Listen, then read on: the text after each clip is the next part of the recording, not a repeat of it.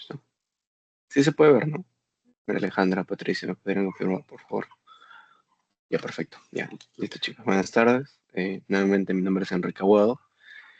A continuación, ya vamos a hablar de la tercera clase, es decir, ya estamos en la mitad del bloque parcial. Vamos a hablar de factores de crecimiento y reparación, que también les había comentado en la clase pasada que suele tener otro nombre, que algunas personas lo conocen como curación. Un momentito, por favor. Un momento.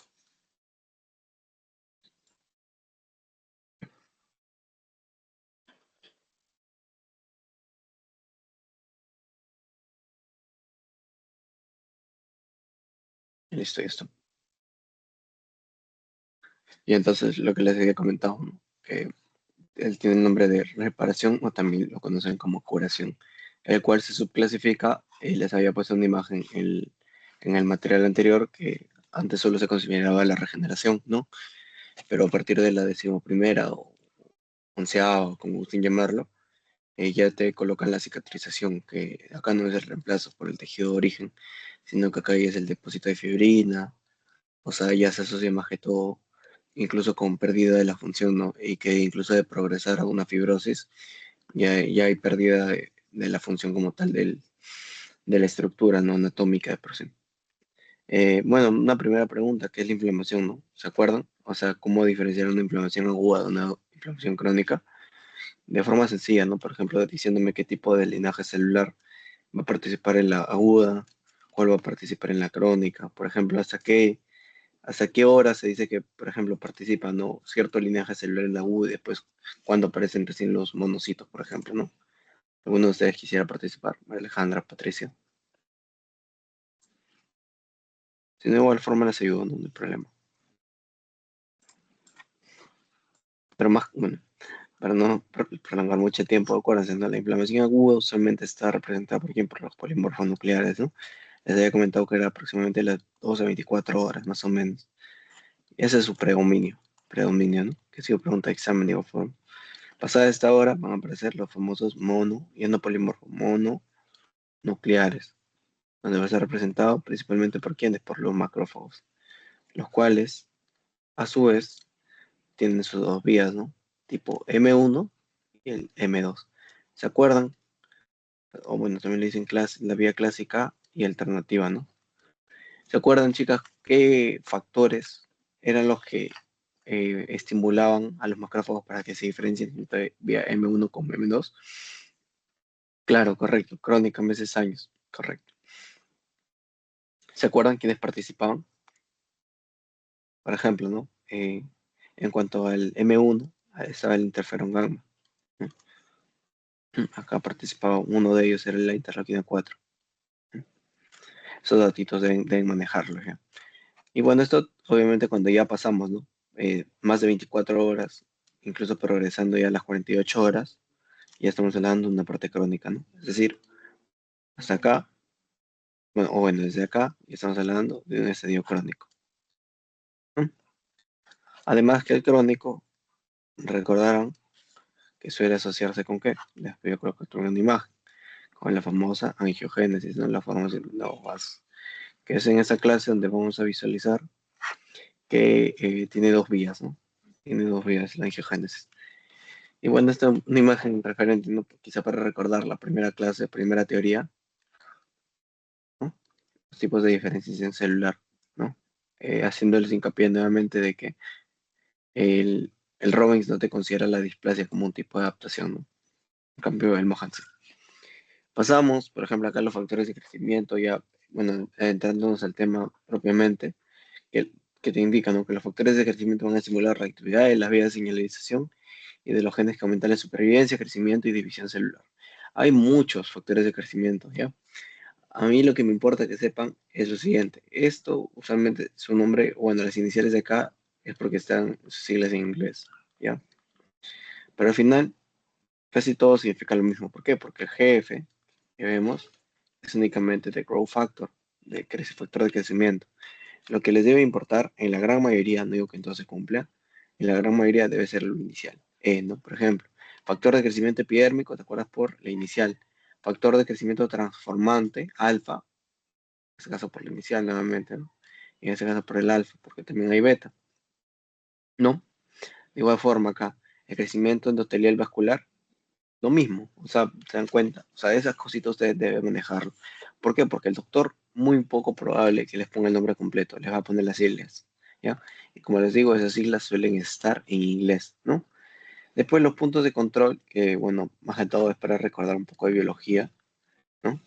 Los puntos de control vamos a tener dos como tal, que lo que nos van a permitir en un inicio van a favorecer la entrada del ciclo celular, van a eliminar los bloqueos para la progresión del ciclo celular, ¿no? Van a favorecer la replicación, en otras palabras, van a impedir la apoptosis, ¿por qué? Por medio de unas sinasas dependientes de ciclinas, que ya lo vamos a ver, ¿no?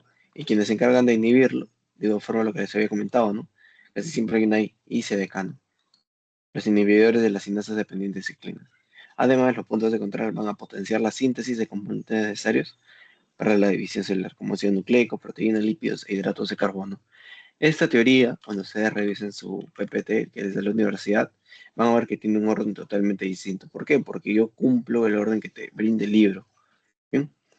Porque el orden que te da la universidad es distinto. En este capítulo, si no me falla la memoria, empleo en el capítulo número uno y el tercero. O sea, se emplean dos capítulos para armar esta clase, para que se logre comprender. Porque este es, junto a la quinta clase, son las dos clases más difíciles de entender. Entonces acá sí necesito que presten atención, ¿no? Entonces aquí hemos hablado de los factores de crecimiento. No esta tablita del Robbins, pero acá el doctor no suele tomar mucho. ¿De dónde tomes de acá? De esta tabla. Esta tabla le encanta tomar a él. Por eso le pongo ahí una estrella, ¿no? ¿Cuál ha sido, por ejemplo? Pregunta de examen. El ciclo pasado, esto, ¿no? Te preguntaba, ¿qué factor de crecimiento está asociado con la angiogénesis? Entonces, ¿cómo el doctor te va a preguntar? El doctor muy poco probable que te pregunte por la fuente. Lo más, o sea, ¿cómo decirlo? Lo más típico que él te va a preguntar es el símbolo, o sea, las iniciales y sus funciones, ¿no? Que te expliqué que las iniciales como tal suelen estar en inglés. Acuérdate, ¿no? Por el growth factor y lo otro ya lo puedes descartar incluso. Pero las funciones sí es esencial de que tú, ahorita que estás haciendo patología, sí te memorices estas funciones, ¿no? Esto en memoria en memoria. Obviamente a la larga se te va a olvidar, es normal, pero para el examen, para temas así de, ¿cómo decirlo, no? Acertar donde la gran mayoría falla, sí requieres memoria, bastante memoria. Nuevamente puedo usar Anki, Remno o el método de estudio que actualmente estés empleando, ¿no? Pero sí me tienes que memorizar estas funciones, la gran mayoría, ¿no? Por ejemplo, acá en el factor de crecimiento del endotelial vascular, y dicho sea de paso, el que te menciona el libro, que es el que realmente funciona, dice que es el D, ¿no? Pero eso es muy dater, nuevamente, ¿no? Acá las funciones, nuevamente, ¿no? Por ejemplo, aumento de la permeabilidad vascular, mitógeno para las células endoteliales, etcétera, ¿no? Y acá, eso es lo que ha sido pregunta del ciclo pasado, ¿no? Acá te pone, ¿qué factor de crecimiento estimula la angiogénesis durante la reparación tisular, ¿no? ¿Vemos? Acá está, ¿no? Es tal cual. Todo cual es lo que te estoy comentando. Lo mismo que se ha dicho el ciclo pasado. Esta tabla al doctor le gusta preguntar. No es difícil, pero nuevamente, si ustedes están acostumbradas o conocen amistades que están acostumbrados a estudiar una noche antes del examen, es muy difícil de poder memorizarlo, porque eso sí requiere memoria. En cambio, conceptos anteriores, ¿no? Como que cuál es la diferencia entre una inflamación aguda y crónica, ¿no? ¿Qué linaje celular participa en cada una de ellas? Esa es comprensión, si se dan cuenta, ¿no? Allí no hay mucho misterio, allí no tienen por qué estresarse, ¿no? Porque esto con tal de que ustedes me comprendan que, por ejemplo, cuál es el principal linaje celular que está interviniendo, que te estoy hablando de los polimorfos nucleares, sobre todo los neutrófilos, a ver si han estudiado no su clase anterior. ¿Se acuerdan cuál era el factor quimiotáctico que lo llamaba a los neutrófilos? ¿Qué tipo de interleucina, no? ¿Se acuerdan?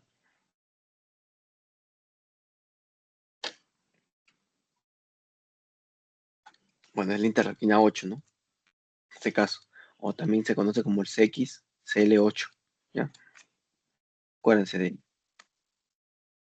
Y nada, pues, ¿no? Entonces esto, por favor, sí, nuevamente acuérdense de esta estrellita, apréndanlo, por favor, nuevamente. Esto no vamos a hablar mucho, o sea, o sea, como se lo, no les voy a leer uno por uno porque sería en vano, pero si ustedes me preguntaran cuáles les recomiendo sí o sí que deben manejarlo, es por ejemplo el HGF, ¿no? Que se relaciona con, y que ha sido pregunta de su pasito, ¿no?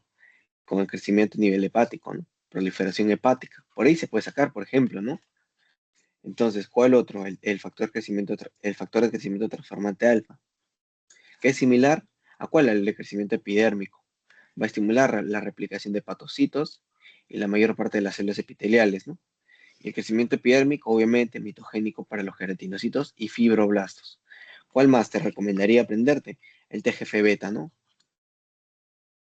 Y miren, inhibe la producción de metaloproteinasas, que lo vamos a ver más adelante, ¿no? ¿Por qué? Porque básicamente te va a estimular la curación, ¿no? Y si recordarán, en la clase pasada también habíamos hablado, ¿no? Que el factor de crecimiento transformante beta, el TGF-beta, no el TNF, que es el factor de necrosis, ¿ya? El TGF-beta está asociado ¿a qué cosa? Al stop, ¿no? De la inflamación. Se dice que es el que está participando, que es liberado por los macrófagos vía M2, ¿no? O alternativa.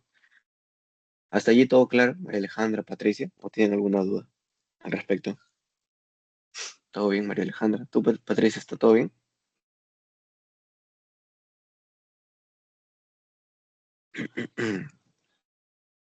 Ya bueno, continuamos. Perfecto. Bueno, segunda pregunta, ¿no? ¿Cuáles son los componentes de control de la proliferación celular? ¿Cuáles son las fases del ciclo celular? Bueno, esto más que todo para, o sea, recordar, ¿no? Como les digo, la parte de biología, que el doctor no te lo va a mencionar, ¿no? Nuevamente, recuerda tu fase G1, S, G2, la M, etcétera, ¿no? Esto está más adelante, está mucho más adelante. Entonces, esa fase como tal, o sea, más que todo para, nuevamente, para recordar, ¿no? Un poco de lo que viene a ser biología, porque esto se asocia bastante, ¿no? Nuevamente, esos conceptos muchas veces los olvidamos. Es normal porque hay tanta información por estudiar que no es que vayamos a tener una memoria infinita, ¿no? Hay conceptos que podemos olvidarlos, pero lo más importante siempre es bueno tenerlo siempre es bueno tenerlo presente, ¿no? Eso más que todo para, eh, ¿cómo decirlo, no? Hacerles un pequeño spoiler, ¿no? De lo que se viene en neoplasias, ¿no? Que son las células madre, ¿no? Ellas son así, si tu amigo decía volverse cancerígeno, ¿tú también lo vas a hacer? No, pues no. Porque esta teoría, aunque no lo crean, la teoría 3 va a estar asociada con neoplasias. Con ambas, ¿no? Tanto con la uno como con la 2. Y varios de esos gráficos los vamos a volver a ver en el final. Y allí ustedes van a comprender, ¿no? O sea, cómo lo que actualmente vamos a considerar normal, cuando ingresamos al mundo de neoplasias, vamos a ver cómo hay alteraciones, ¿no? Por ejemplo, de genes como el RB, el P53, porque se confunden a veces. Entonces, los controles de la proliferación celular, que se los voy a explicar más adelante, antes de entrar a ellos, debemos hablar de la matriz extracelular. ¿Qué es la matriz extracelular? Imaginemos que usted está en un salón y la matriz va a ser todo aquello que, por ejemplo, ustedes están sentados, ¿no? Normalmente, no sé cuántos serán o sea, la capacidad de alumnos por salón en seminario, pero en mi tiempo era de 40, por lo menos en 2025 uno. Entonces, un montón, ¿no? Entonces, todo lo que estaría rodeando a los alumnos vendría a ser la matriz extracelular. ¿Para qué? ¿Cuáles serían sus funciones? Tiene muchas, como el soporte mecánico, el control de crecimiento celular, va a mantener la diferenciación celular, va a ser como un andamiaje, ¿no? Un soporte nuevamente. ¿Para qué? Para que se puedan renovar. Va a establecer un microambiente tisular que va a almacenar y presentar moléculas reguladoras, ¿no? Entonces, ustedes acá están visualizando lo que viene a ser una célula normal, ¿no?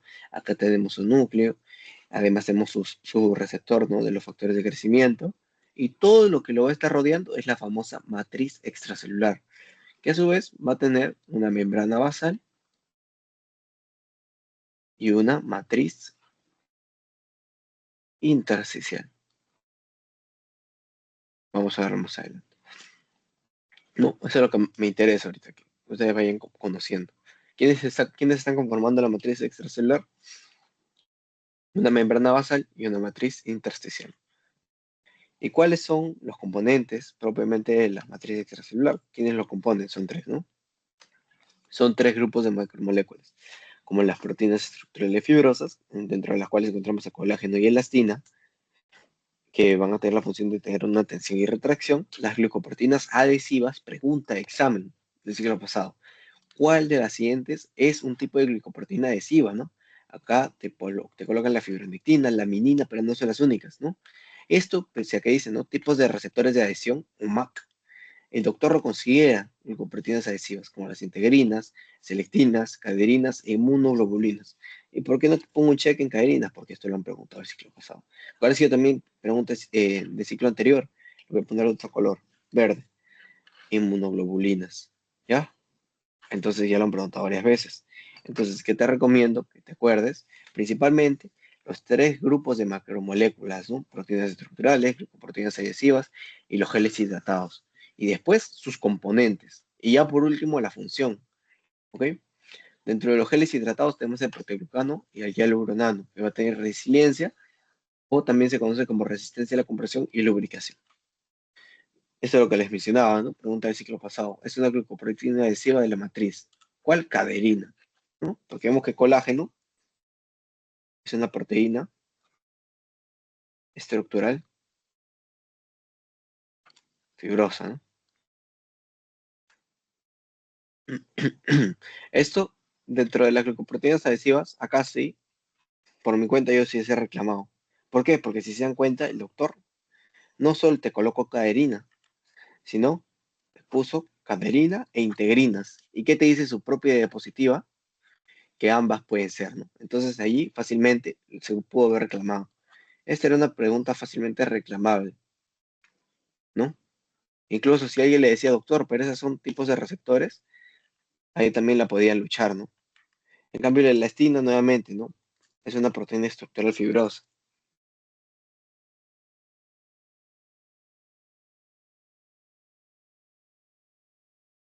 ¿sí? Y la fibrilina no te lo menciona, ¿no? No te lo pone. Entonces, como les digo, ¿no? Esto hubiese sido una pregunta reclamable, pero no sé, no estoy informado si es que los chicos lo habrán llegado a presentar, ¿no? Como reclamo o queja válida. Y esto es lo que les mencionaba, ¿no? ¿Quiénes se están convirtiendo entonces a la matriz extracelular? Tenemos a la membrana basal, que es de donde se está sujetando el epitelio, las células, podemos verlo, ¿no? Acá tiene sus famosas integrinas, que por eso también le dicen glicoproteínas adhesivas, y todo lo que va a estar rodeando, como tal, a las células o a los vasos, propiamente, ¿qué es lo que va a hacer? Es la matriz intersticial, ¿sí? Entonces vemos que es propiamente, es lo mismo, por así decirlo, ¿no? Vemos que acá tenemos un vaso sanguíneo. Esta es la membrana basal, y en este caso te ponen el ejemplo, ¿no? De que estas células podrían ser, por ejemplo, las células endoteliales, y lo que está acá arriba es la membrana basal, lo que va a estar en contacto con el intersticio, ¿no? Y que por ende es la matriz intersticial. ¿Y qué vamos a encontrar en la matriz intersticial, ¿no? Pregunta de tu pasito nuevamente. Yo te preguntaba cuáles son los tipos de colágeno, ¿no? O sea, ¿en qué se diferencian? Por ejemplo, en el intersticial tenemos a los fibrilares, tenemos al 1, 3, 5 y 9, perdón, y 11, aunque también puede estar el 2. Y en el fibrilar tenemos al 4, es lo que te menciona esta tabla, pero hay más. Pero del cual yo quiero que te acuerdes, principalmente de los no fibrilares, es del 4. ¿Por qué? Porque ya muchas veces lo han preguntado, ¿no? Al doctor le encanta preguntar sobre él, o sea, sobre este tipo de colágeno. Lo demás que te pueda mencionar acá, la verdad, no tiene mucha importancia. ¿Por qué? Porque muchas veces te puedes confundir con esta imagen. Entonces, hazle caso a esta tablita. Por ejemplo, los proteoglucanos van a estar en ambos, tanto en la membrana basal como en la matriz intersticial. La elastina únicamente va a estar en la matriz intersticial, no va a estar en otra parte. Y dentro de las glicoproteínas adhesivas, vamos a tener que la fibronectina solo va a estar en intersticial, mientras que en la membrana basal vamos a tener a la laminina. ¿Hasta allí todo claro, chicos? ¿No tienen alguna duda? María Alejandra, Patricia. Ya, perfecto. Todo bien, María Alejandra. Ya, gracias. Continuamos. Y acá les pongo algunos datos, ¿no? Quizá para que lo puedan tener en consideración, pero fuera de ello, recordarles, ¿no? Nuevamente, ¿cuáles son los colágenos fibrilares? Los que les había hablado, 1, 3, 5 y 11, aunque también algunas fuentes te consideran el 2, pero principalmente los que están acá, que son los que te dice el libro. Y el colágeno no fibrilar, te había dicho que te concentres en el 4, pero hay otros, ¿no? Como es el 7 y como también es el 9. ¿Y por qué se caracteriza el 7? Porque es el único que forma fibrillas de anclaje al epitelio. ¿Y qué sucede cuando hay ausencia de este? Entonces, se va a dar la epidermólisis ampollosa distrófica. ¿Bien?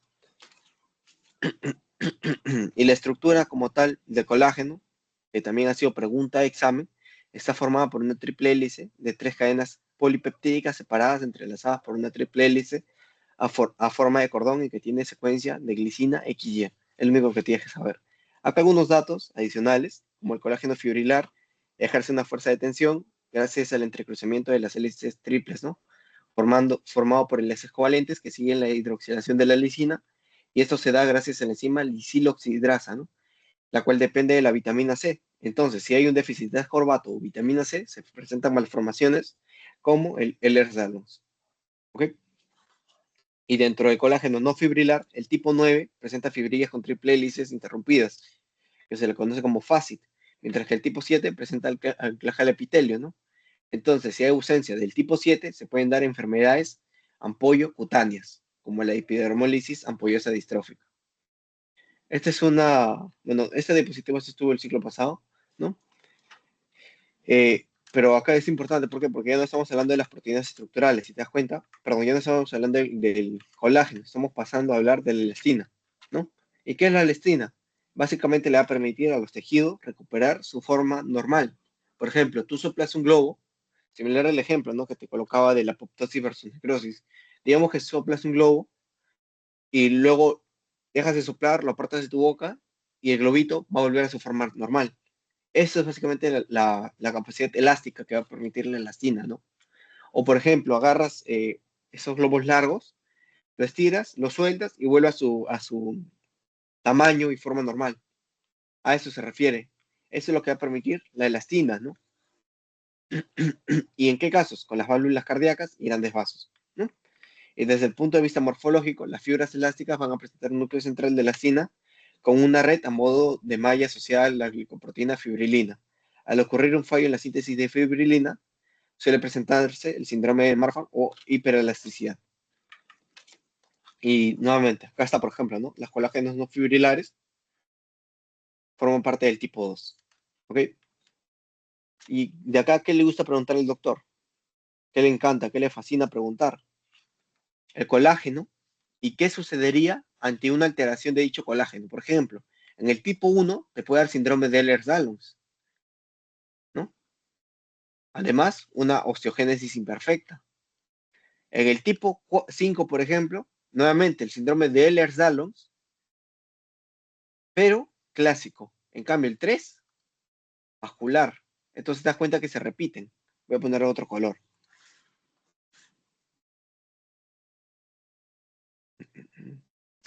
Pero respecto a los demás, por ejemplo, el 9 te da un síndrome de Sticker.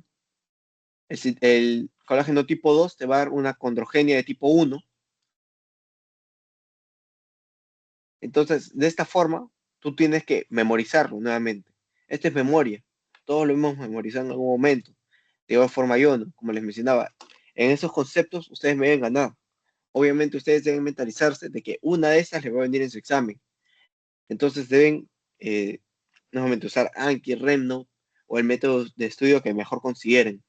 Porque al momento que ustedes lleguen a su examen, deben saberse toda esta tabla.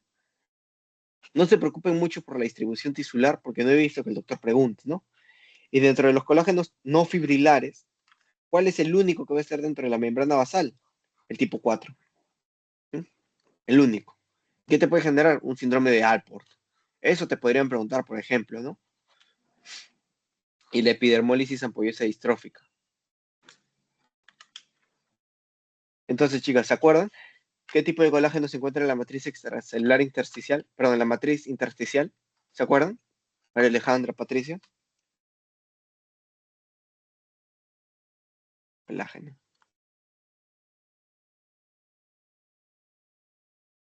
Y la membrana basal.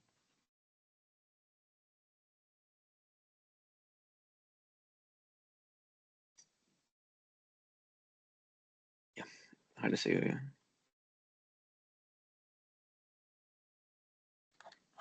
Y acuérdense que en la membrana basal está el tipo 4. En cambio, acá tenemos el 1, el 3. ¿Cuál más te había mencionado? El 5 y el 11.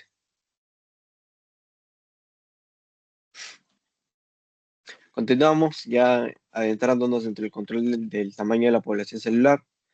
Está de más, creo que decirles, ¿no? Que la población va a requerir de tres factores. ¿Para qué? Para que, por ejemplo, en el momento que te haces una herida, te cortas, pueden proliferar más células y tapar ese hueco, ¿no? ¿Para qué va a servir? Entonces, la proliferación celular, además de lo que te estoy comentando, es, por ejemplo, para el desarrollo de los organismos, ¿no? El mantenimiento de la homeostasis celular en estado de equilibrio y la reposición de células muertas o dañadas.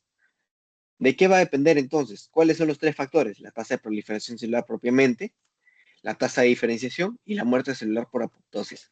¿Qué es la diferenciación celular? Es el ejemplo que siempre pongo. Por ejemplo, ustedes antes de ingresar a la universidad tenían su test vocacional, ¿no? Decían qué quiero ser de grande, doctor, ingeniero, abogado, chef, no sé, periodista, etcétera, ¿no? Entonces, una vez decían su carrera, suponiendo que son una célula, ya no tendrían vuelta atrás, ¿no? Ya no podrían volver a ser una, ¿cómo decirlo? Una célula adolescente. Sí o sí tendrían que cumplir ese camino. Obviamente en la realidad es totalmente distinto, ¿no? Porque usted, por ejemplo, se puede salir de la carrera, puede irse, no sé, a música, se pueden ir a arquitectura, etcétera, ¿no? En cambio, las células no. Una vez se diferencian las células, es decir, incrementa la tasa de diferenciación celular, disminuye el tamaño de población celular. ¿Por qué? Porque ya no es el mismo linaje. En cambio, la tasa de proliferación, obviamente que si aumenta, va a estar estimulándolo, ¿no? Y va a incrementar el tamaño de la población celular. Entonces es directamente proporcional. En cambio, la muerte celular por apoptosis, ¿qué sucede? Que si disminuye, obviamente el tamaño de población celular aumenta, ¿no? Entonces esto es inversamente proporcional. ¿Ok? ¿Hasta allí todo claro, chicas? María Alejandra, Patricia. Ya, listo. Entonces, si ustedes les llegan a preguntar, ¿no? ¿Qué factor involucrado en el tamaño de la población celular debe aumentar para que crezca la población como tal? Obviamente se irían por la tasa de proliferación celular, ¿no? Pasamos, bueno, acá es el control del tamaño de la población celular nuevamente, que te indica que en tejidos normales y cicatrización, degeneración o neoplasia hay un equilibrio homeostático entre reparación, autorrenovación y diferenciación de las células madre y muerte de las células maduras plenamente diferenciadas, ¿no? Acá podemos ver que hay una población celular basal que puede proliferar, ¿no? Que te había dicho, propiamente por la tasa de proliferación, pero a su vez se puede diferenciar y ahí estaría disminuyendo la población. Y las células madre van a tener dos vías para que puedan, ¿cómo decirlo? Eh, Mantenerse de pie, ¿no? Van a tener una división simétrica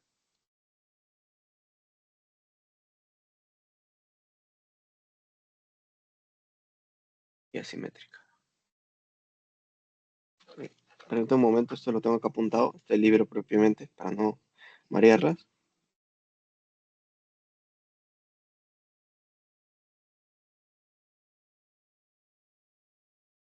¿Qué página está?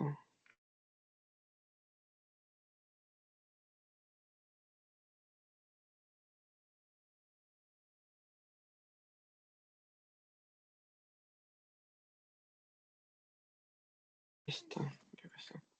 Ya. Entonces, nuevamente, ¿no? Las células madre van a tener la capacidad de, que, de aumentar el tamaño de la población celular y a su vez mantenerse o mantener el número. ¿Mediante qué cosa? Mediante una división simétrica y asimétrica. La división simétrica, vamos a tratar de hacer una tabla comparativa. A ver,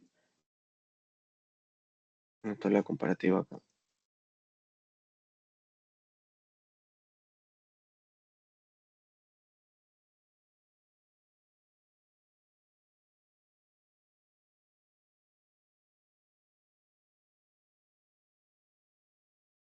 Un momento.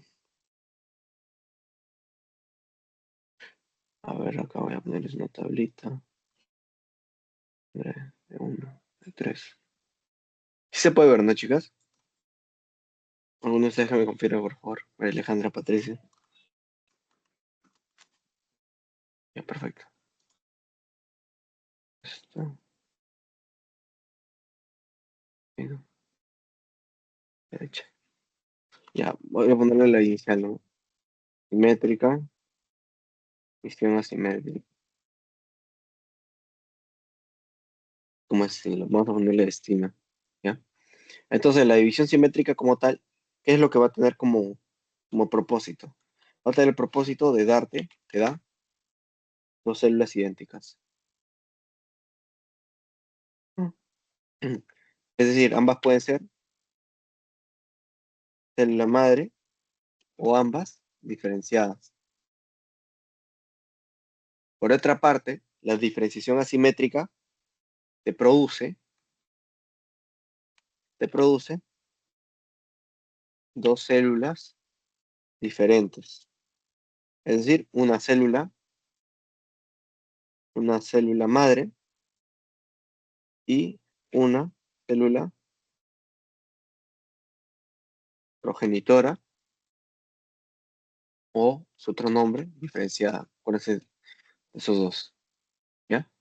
Entonces, principal diferencia, ¿cómo van a tratar de mantener su linaje?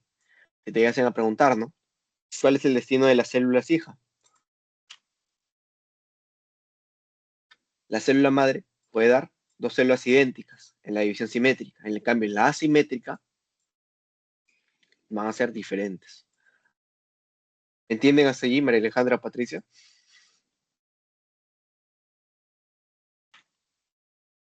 ¿Y cuál es el objetivo como tal? Perfecto, dice María Alejandra. Acá va a ser expandir, ¿no? El número de células. Por ejemplo, tras una lesión, por ejemplo, ¿no? Y por otra parte, la división asimétrica, su objetivo no es tanto expandir, ¿no? No es como que reparar, sino es mantener la homeostasis, ¿no? Interna, vamos a poner. Es decir, mantiene el número constante, ¿no?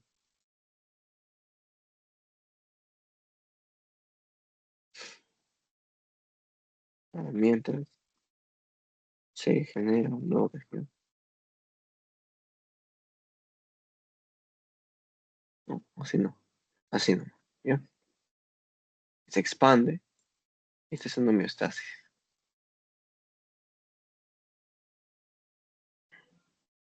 Y, a ver, algunos fallos, ya quizá para su seminario. Si hay una división simétrica excesiva, ¿en qué podrían pensar, no? ¿Cuál es el tipo de adaptación celular que se caracteriza por un aumento del número? ¿Se acuerdan, María Alejandra, Patricia? Del tema uno. Exceso te puede dar hiperplasia, ¿no? O también tumores. Pero esto es muy, muy difícil, ¿no? Eso sería más que todo por alteraciones genéticas también.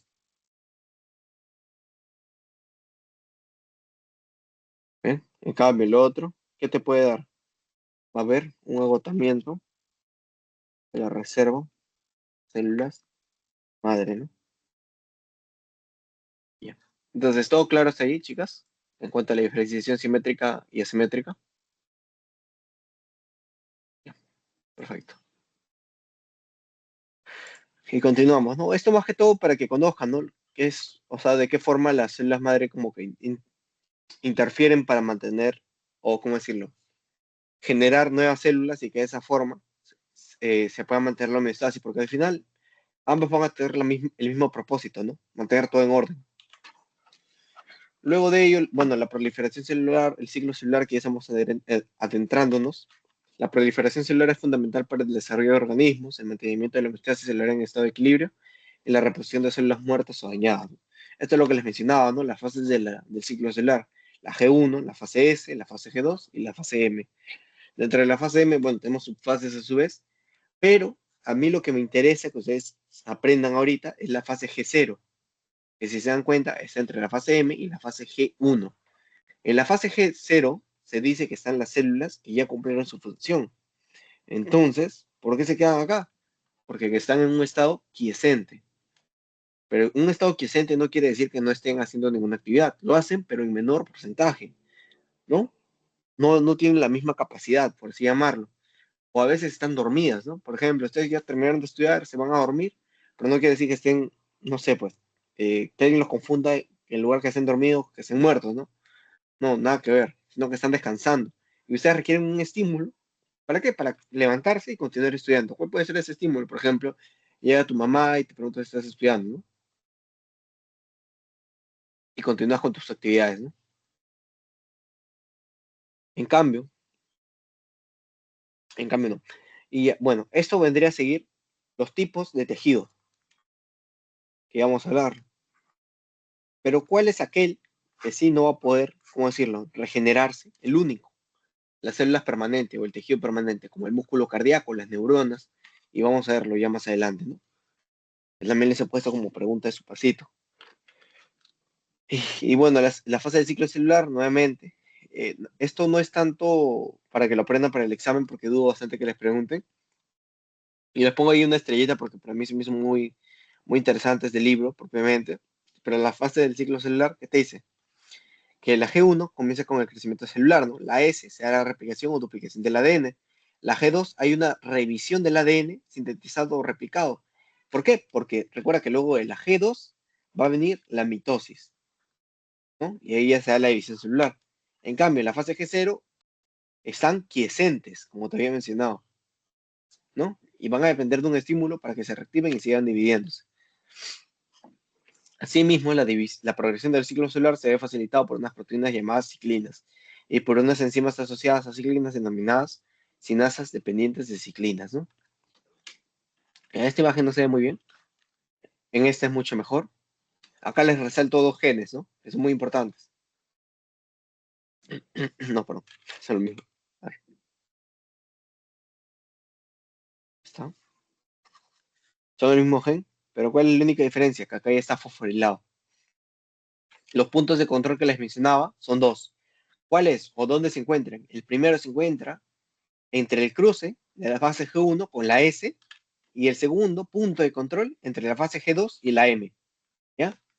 ¿Y para qué va a servir? El primer punto de control para la integridad del ADN y la segunda para la correcta replicación genética. Estas son las sinasas dependientes de ciclina, que son los que van a estar encargados de fosforilar para que se pueda dar la correcta división celular.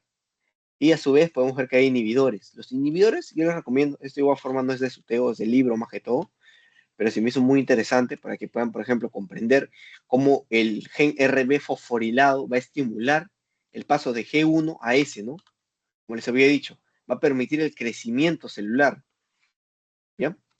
Y los inhibidores van a ser dos grupos, como tal, los INK4, que van a estar representados desde el P15 hasta el P19, excepto el 17, ¿no? ¿Y dónde va a actuar? Sobre la ciclina dependiente, la sinasa dependiente de ciclina 4 y 6, únicos. Y luego el P21, P27 y P57 va a estar actuando sobre el resto, si se dan cuenta, ¿no? No hay otro misterio. Entonces, ¿hasta allí todo claro, chicas? ¿O tienen alguna duda? Ya, perfecto.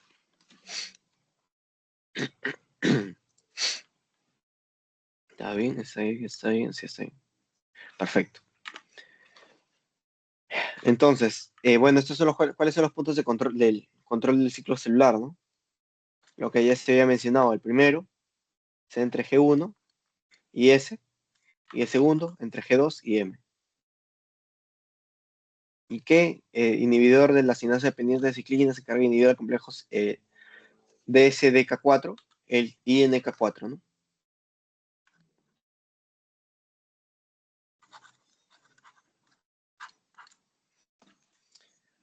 Nuevamente la célula madre, esto es lo que ya te había hablado, ¿no? La célula madre tiene la doble propiedad de ser capaces de autorrenovarse y dar lugar a células y tejidos diferenciados, ¿no? En condiciones de homeostasis, la célula madre se mantiene por autorrenovación que puede conllevar a dos tipos de división celular. La división simétrica, que como les decía, te puede dar o dos células madre o dos células, ahí está, diferenciadas, ¿no? En cambio, la diferenciación asimétrica es uno de cada uno, por así llamarlo. Y pasando ya, bueno, nuevamente o profundizando en las células madre, en este caso embrionarias, son las que van a ser capaces de dar origen a todos los tejidos del cuerpo. Pueden mantenerse indiferenciadas o ser inducidas a diferenciación, así como también pueden aislarse a partir de blastocistos normales. Esto es muy importante. ¿Por qué? Porque acá vamos a mantener un linaje. Vamos a empezar con las totipotenciales. Acuérdense este orden. Las famosas pluripotenciales. Y después llegan las multipotenciales. totipotenciales. ¿Ven? Ese es el orden. Y obviamente que si va en este orden es porque las totipotenciales tienen mayor rango de diferenciación. Es decir, pueden estar en tejidos extraembrionarios. ¿Como quién? Como el cigoto, que acá te lo representan, ¿no? Después se forma el blastocisto, tenemos la masa celular interna y vamos a obtener a las células madre pluripotenciales, las cuales son las únicas que se pueden cultivar. ¿Para qué? Para que puedan diferenciarse ya en laboratorio a diferentes tipos, ¿no? Por ejemplo, células de los islotes pancreáticos, quizá para personas diabéticas, quizá miocardiocitos, neuronas, hepatocitos, etcétera, ¿no? Y ya después, conforme va evolucionando, tenemos a las multipotenciales, que solo van a tener una estirpe específica, que pueden ser capas germinales, ¿no? Del endodermo, mesodermo y ectodermo. ¿Y dónde vamos a encontrar a las células madre, tisulares o maduras? Vamos a encontrarlas en cuatro lugares. En la piel, en la membrana basal, si se dan cuenta. En el intestino, en las criptas del Lieberkühn, en el hígado. Acá se me fue el nombre, un momentito, chicas. Ahorita me acuerdo de esto. Sí. En el hígado, en los famosos conductos de Herring, algunos le ponen Herring, y en la córnea, ¿no? Si se dan cuenta. Entonces ustedes deben saber ello. Acá incluso te lo ponen, ¿no? En el texto. La zona de protrusión, el folículo piloso, las glándulas sebáceas y en la capa interior del epidermis. En la cripta del Lieberkühn, en el intestino. Acá tenemos a los conductos de Hering, que es algo que te mencionaba, y las células madre corneales. ¿Bien? Esto debes saber. Todo esto es de la novena edición, porque en la última edición te recortan, no te ponen, por ejemplo, la córnea. Y por eso prefiero dejar la de la novena edición. Entonces, ¿en esta por cuál sería? A ver, ¿qué tipo de célula madre se caracteriza por dar origen a los tejidos extraembrionarios y puede presentar una autorrenovación permanente? Para Alejandra Patricia, ¿por cuál se va? Y si pueden mencionarme, ¿no? El orden en que van las células madre, o sea, cómo se va, cómo es su evolución.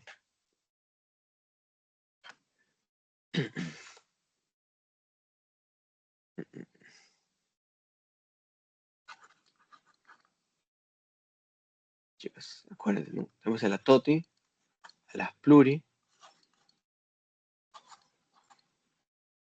y a las multi. ¿Y cuáles son las principales? Las totipotenciales. Y luego ya pasamos, ya nos adentramos en la reparación de tejidos. Esta primera parte se puede decir que es la más aburrida. Y yo lo comprendo. A mí también me aburrió un montón estudiarlo. Porque si se dan cuenta, no hay tanto, ¿cómo decirlo? No hay tantas cosas que se puedan llamar interesantes, ¿no? Pero ya lo que viene ya es más adentrado a patología. Nuevamente vamos a hablar de los factores de crecimiento. Y a su vez, ya acá podemos incluso no ir más rápido, pero acá al momento que vaya conversando se va a sentir que vamos, ¿cómo decirlo? ¿No? Como si fuesen menos cosas, cuando en realidad no lo es, sino que todo tiene correlación a lo que también hemos hablado previamente, ¿no? En las teorías previas, ¿no? En la primera y segunda teoría. Entonces acá, ¿qué es la reparación de tejidos? O también curación de tejidos, ¿no? ¿Qué viene a hacer esto, no? ¿Por qué medio se puede dar? ¿Cuáles son sus vías? Tenemos dos vías. Tenemos la vía de la regeneración y ¿cuál te había puesto al inicio, no? La cicatriz. Pero al inicio te había puesto otro nombre también. Acá está. Mm, mm, está. Preparándome. Ahí se fue. Yo lo puse. Ya. Y acá está, ¿no? La cicatrización propia, que como te decía, va a haber un depósito de fibrina, colágeno y etcétera, y que de cronificarse se puede volver una fibrosis propiamente, ¿no?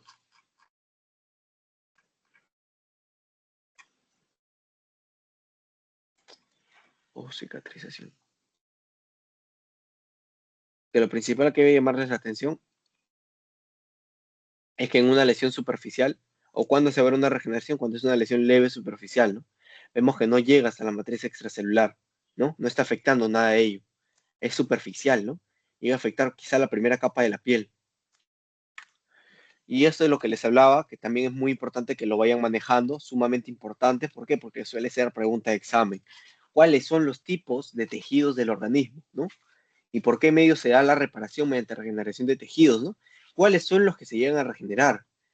Les voy diciendo desde ya, el único que no se llega a regenerar son los permanentes. ¿Y dónde los encontramos? En las neuronas, en el músculo cardíaco y en el músculo esquelético. ¿Por qué? Porque se acuerdan, les puse una imagen donde las células permanentes salen del ciclo celular. Entonces ya no pueden replicarse. En cambio, los lábiles están en constante replicación o constante regeneración, ¿no? Debido a las células madre adultas y por proliferación de células maduras. ¿Dónde las encontramos? Membrana basal de la piel, médula ósea, epitelios superficiales como el escamoso de la piel, cavidad oral, vagina y cervix, epitelios cúbicos que los drenan, ¿no? Como las glándulas salivales, páncreas y vías biliares, criptas del intestino delgado, etcétera, ¿no? En cambio, los establos o quiescentes, que nuevamente están en una fase G0, van a requerir un estímulo. ¿Para qué? Para que puedan reanudar o reactivarse, ¿no? O continuar con su actividad cotidiana. ¿Y dónde los encontramos? Tejido renal, hepático, pancreático, células endoteliales lisas, fibroblastos, células del músculo liso, etcétera. Principalmente estos tres son los que a mí me interesa que te acuerdes. ¿Por qué? Porque ya lo he preguntado. Y de los permanentes tenemos a las neuronas, músculo cardíaco y músculo esquelético. Nuevamente, esto es memoria. Pero ¿cómo te lo podrías recordar? Quizá, ¿no? Quizá aprendiéndote primero con los permanentes, ¿no? De esa forma ya puedes descartar. Dentro de la regeneración hepática, hacerte mención que vamos a tener dos vías. Los anfibios, como los sapos, las ranas, van a tener el blastema, ¿no? Por eso no sé si habrán escuchado que a veces que los sapos cuando tienen miedo suelen soltar su cola, ¿no? O suelen soltar una extremidad y se van corriendo, ¿no? O saltando. Y posteriormente, ellos, ¿cómo decirlo, no? No sé si habrán visto Dragon Ball, ¿no? Como Pícoro, nuevamente le sale su brazo, o su pata, ¿ya? ¿Por qué le sucede esto a los anfibios? Porque tienen un mecanismo de regeneración que es el famoso blastema. ¿Y en nosotros puede pasar eso? No. Si te cortas un dedo, por ejemplo, igual te quedas mochado, ¿no? Pero vamos a tener una regeneración limitada. Es limitada nuestra regeneración. ¿Mediante qué vía? La famosa vía WNT beta-catenina. ¿Ya? Y esta regeneración va a ser medida por diversas señales que van a ser, bueno, que van a llegar a la célula, no sé si se acuerdan, ¿no? Definimos nuestros receptores, los factores de crecimiento, por ejemplo, y desde allí esto se va a transcribir al núcleo y él es el que va a ordenar, ¿no? Que se dé la regeneración.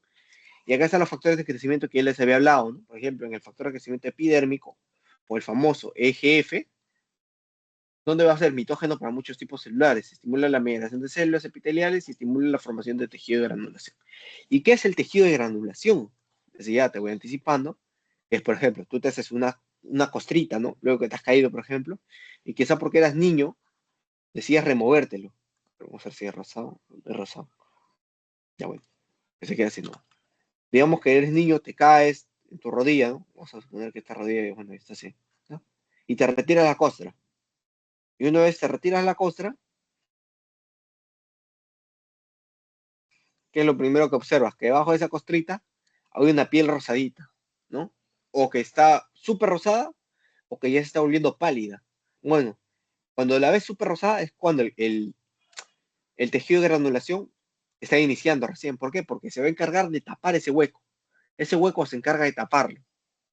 Bien, es como si fuese un bache, ¿no? Como si en tu pista, de tu cuadra o de tu avenida, hubiesen tirado una granada, haces un hueco y luego viene la municipalidad al día siguiente y le empieza a echar, ¿no? No sé, brea, por ejemplo, ¿no? Y lo cierra. Algo así es el tejido de granulación. ¿Se entendió ese concepto, chicas? Alejandra, Patricia. Y ese tejido de granulación puede tener formación de nuevos vasos. ¿Para qué? Para que se pueda irrigar, ¿no? Y de esa forma crecer más y que lo tape de forma correcta. Cualquier duda normal escriban por el chat, chicas, ¿sí? Acá lo tengo abierto, yo lo tengo en una esquina. Los mecanismos de regeneración tisular, nuevamente, entrándonos más ya propiamente en la regeneración hepática. Yo les decía que el hígado es sorprendente, la verdad, porque, por ejemplo, una persona que tome así, pónganse, ¿no? Una vez por semana, por todos los años, va a pasar mucho tiempo para que pueda entrar en un proceso cirrótico. ¿Por qué? Porque tu hígado va a tener la capacidad de regenerarse de forma automática, ¿no? Incluso en las resecciones hepáticas es increíble. ¿Por qué? Porque una persona puede vivir hasta aproximadamente con un cuarto de hígado, ¿no? Es sorprendente. Se dice que se regenera todo el hígado. ¿Y por qué vía? Por la famosa vía WNT beta-catenina, pregunta de su pasito, ¿no? En este caso está hablando de una hepatectomía, ¿no? Están hablando de algo quirúrgico. Entonces te dicen que en estos casos se puede dar de forma normal la regeneración hepática. En cambio, en cuadros cirróticos, ya adentrándonos al Child-Pugh, cuando ingresamos a una escala Child-Pugh tipo C, la regeneración hepática, bueno, esto es una clasificación para cirrosis, ¿no? Su pronóstico como tal. Cuando hay una clasificación de Child-Pugh tipo C, ya no vamos a poder hablar de una regeneración. ¿Por qué? Porque tu hígado está tan, ¿cómo decirlo? Está tan zancochado, está sumamente zancochado que ya no existe, ¿no? No existe forma de regeneración, porque la regeneración hepática, para empezar, va a tener dos vías, a partir de los hepatocitos remanentes y a partir de nuevas células o una repoblación a partir de células progenitoras, que es donde interviene las células madre que están en donde, en los conductos de Herring, ¿no? En cambio, en los que son a partir de hepatocitos remanentes, se dice que es por intervenciones quirúrgicas, ¿no? Acá una imagen, ¿no? Diciéndoles que hay una resección hepática de 2/3, vemos que se regenera como tal, ¿no? ¿Por qué? Por medio de la vía WNT beta-catenina, ¿no? Acá está. Entonces, si ves esta imagen, no vayas a confundirlo. No es a partir de células progenitoras, sino es a partir de hepatocitos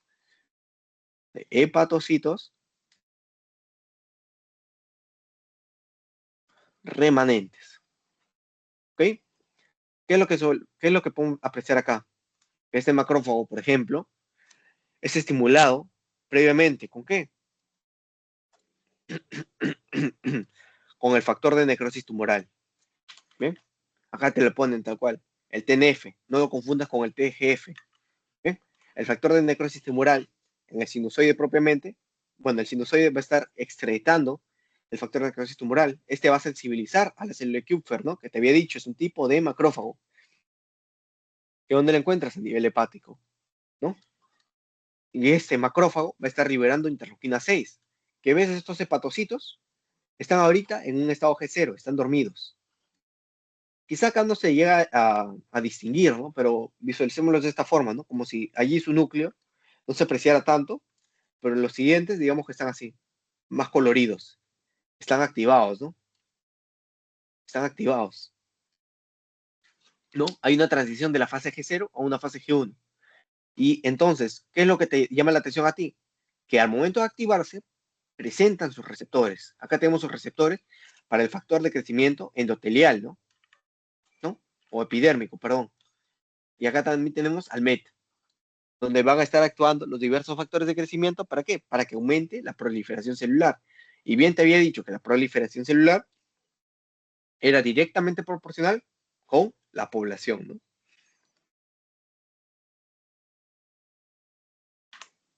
Continuamos. Entonces, ya hemos hablado de esto. Estas son las etapas. Esto ya más detallado, quizá para que lo puedas revisar. Tenemos tres etapas, ¿no? Dentro de la repoblación a partir de hepatocitos remanentes. ¿Cuál es? En una primera instancia, la sensibilización, ¿no? Que las células de Kupfer liberan interleuquina 6 y generan la transición de G0 a G1. Luego los factores de crecimiento, que ya lo están estimulando, se ve acá. Bien, entonces vamos a ponerlo acá de otro color. A ver, vamos a ponerlo moradito, ¿no? Esto es la famosa sensibilización. Esto, ¿qué es lo que viene a hacer? Es la famosa, acá están los factores de crecimiento. De crecimiento. Y esto último, ¿qué viene a ser? Cuando ya todo se ha repoblado, acá es donde aparece la terminación. ¿Y quién aparece acá? El famoso TGF beta, ¿no?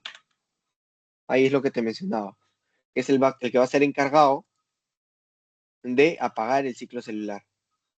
Y de nuevo pasen a un estadio G0. Vemos que los núcleos nuevamente están apagados, por así llamarlo, ¿no? Pero no están apagados, recuerden, están en un estado quiescente. No quiere decir que no trabajen, sino que su chamba, por así decirlo, ¿no?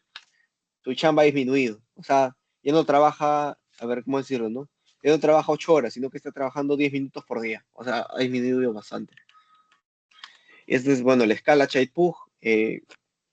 Bueno, ya les expliqué, ¿no? No es necesario que ahorita lo aprendan, esto ya lo van a ver más en clínica, pero se lo pongo por si acaso. Y acá la recuperación hepática de la estructura tisular solo sucede si el tejido residual está estructuralmente intacto, con una resección quirúrgica, por ejemplo, ¿no? Hasta allí todo claro, chicas. María Alejandra, Patricia.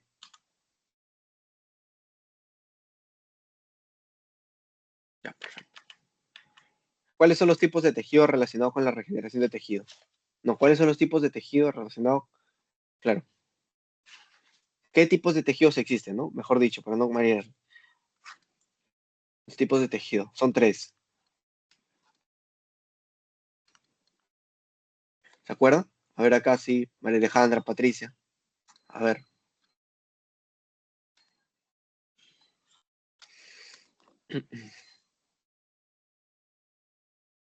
¿Se acuerdan? A ver, María Alejandra. A ver, Patricia.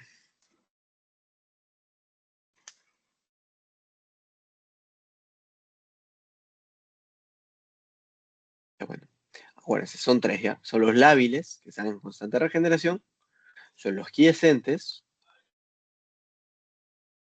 y son los permanentes. Ya, perfecto. Muy bien. Muy bien, María Alejandra. Muy bien, Patricia. ¿Y cómo se da el proceso de regeneración hepática? Este proceso, acuérdense, estamos en el sinusoide, se estimula. ¿A quién? A la célula de Kupffer, ¿no? Este macrófago. Se le estimula con el TNF y él libera interleuquina 6. Esta interleuquina 6 actúa sobre el hepatocito, que es un núcleo, bueno, digamos que está apagado, pero no está así realmente, ¿no? Y hace una transición. ¿Qué transición? De G0 a G1. Se activa y vemos, ¿no? Que su núcleo está más colorido y presenta sus receptores, ¿no? EGF, R y el MET, donde van a actuar los factores de crecimiento. Posteriormente aumenta la proliferación,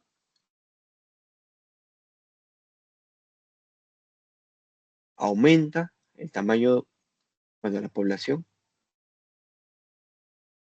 y cuando ya ha recuperado el tamaño que requiere, se va a la fase de terminación, ¿no? Que es donde aparece el TGF beta y termina. ¿Todo claro hasta allí, chicas? ¿O tienen alguna duda acá?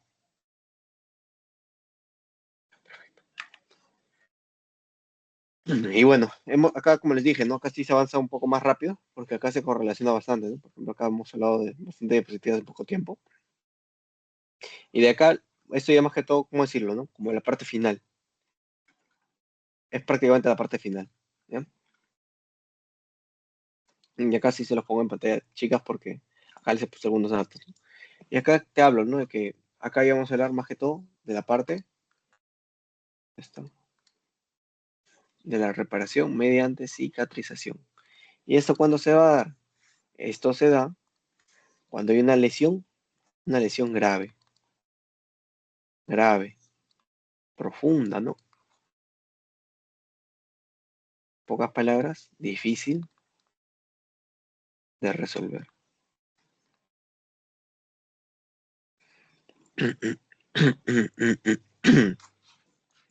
Acá que les comento que los mecanismos de la reparación tisular, de la regeneración y forma de cicatriz, tras una lesión leve que daña el epitelio pero no el tejido subyacente, se produce la resolución mediante regeneración, pero cuando la lesión es más grave y afecta a la trama del tejido conjuntivo, afecta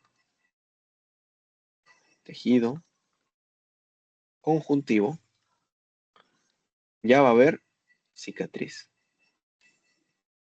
¿no? En cambio acá solo se daña el epitelio, pero no el tejido conjuntivo. ¿Bien? Eso es lo principal que deben saber. La curación de heridas se divide en tres fases: inflamación, proliferación y maduración. Bueno, eso ya acá como les voy a comentar, ¿no? Y eso, más que todo, eso no tiene nada que ver. Esto se les he puesto como dato adicional. Pero ya bueno, nos adentramos nuevamente. Entonces ya hemos hablado, ¿no? Acá es superficial nuevamente, afecta el epitelio, no el tejido conjuntivo, no hay alteración de la matriz extracelular. En cambio, en el otro sí. Pasamos. Momento.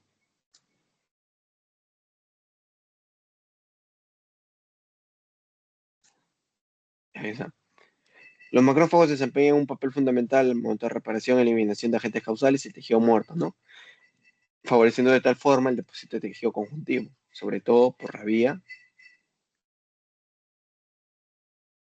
Sí, bueno,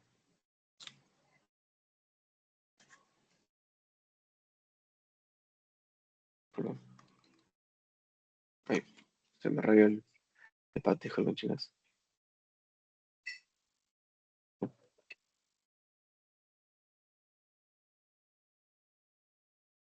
Y eso. Un momento, chicas, no sé por qué no me deja escribir. Se lo borró, ¿no?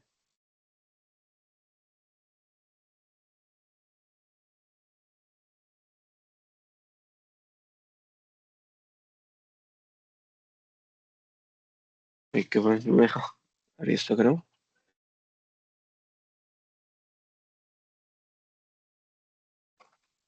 No sé qué fue, chicas. Un momentito. Bueno, no,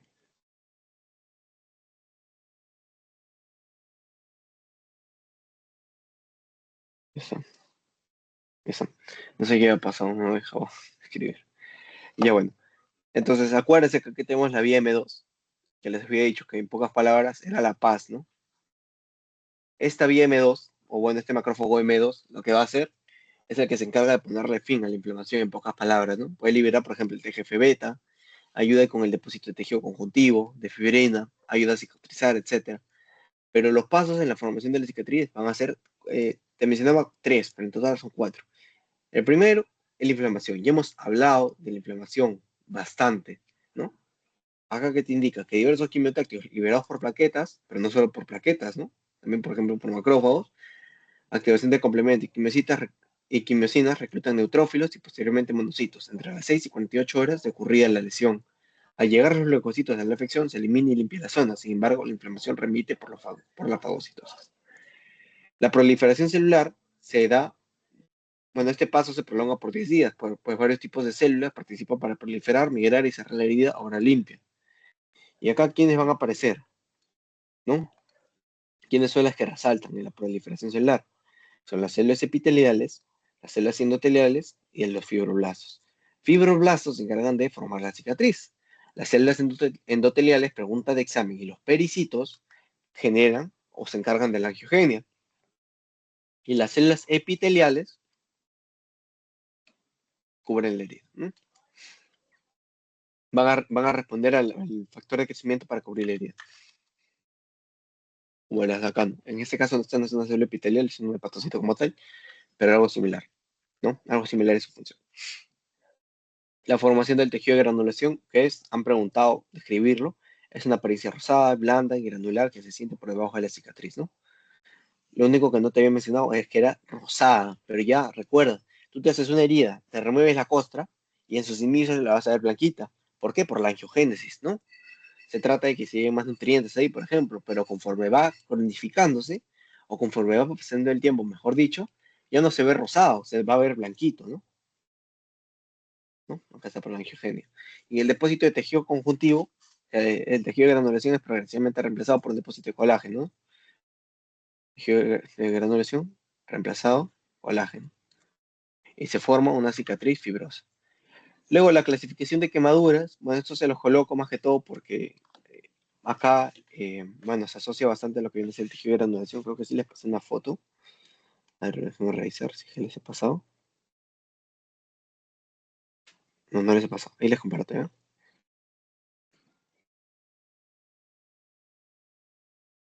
Anulación.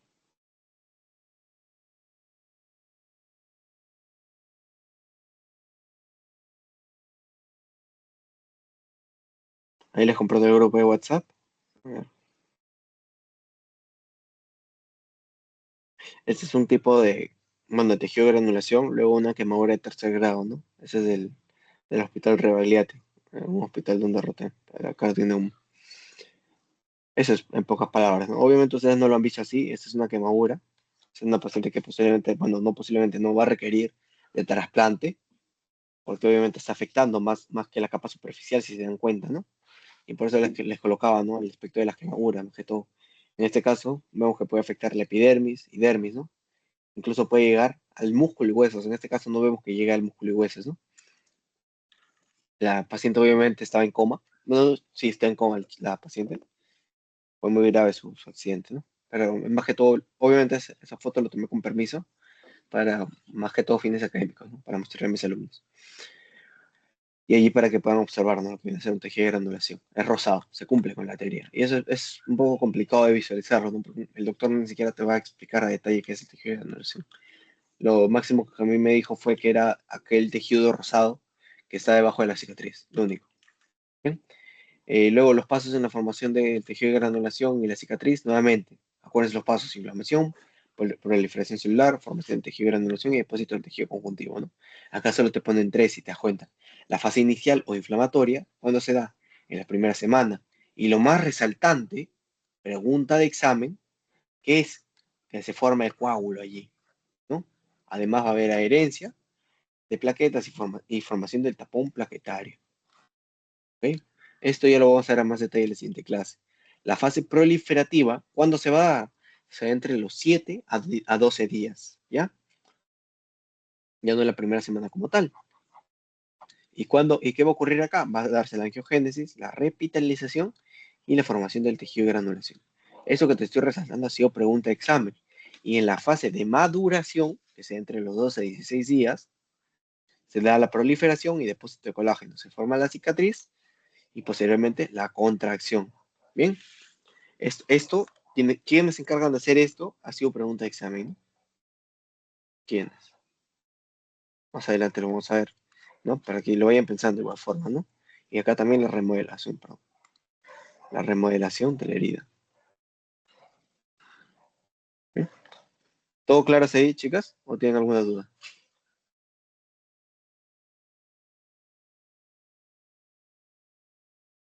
María Alejandra, Patricia. Perfecto. ¿No? Entonces, si ustedes le llegan a preguntar, ¿no?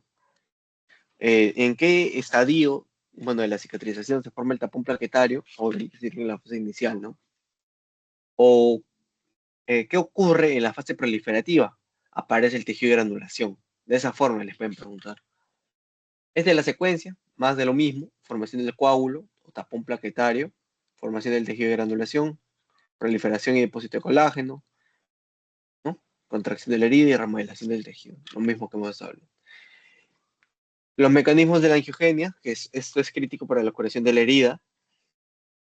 Esto es lo que les decía, ¿no? En un inicio. En cuanto a la angiogénesis, no es lo mismo para, ¿cómo decirlo? No, a un desarrollo embrionario que para nosotros, ¿no? Que ya somos adultos.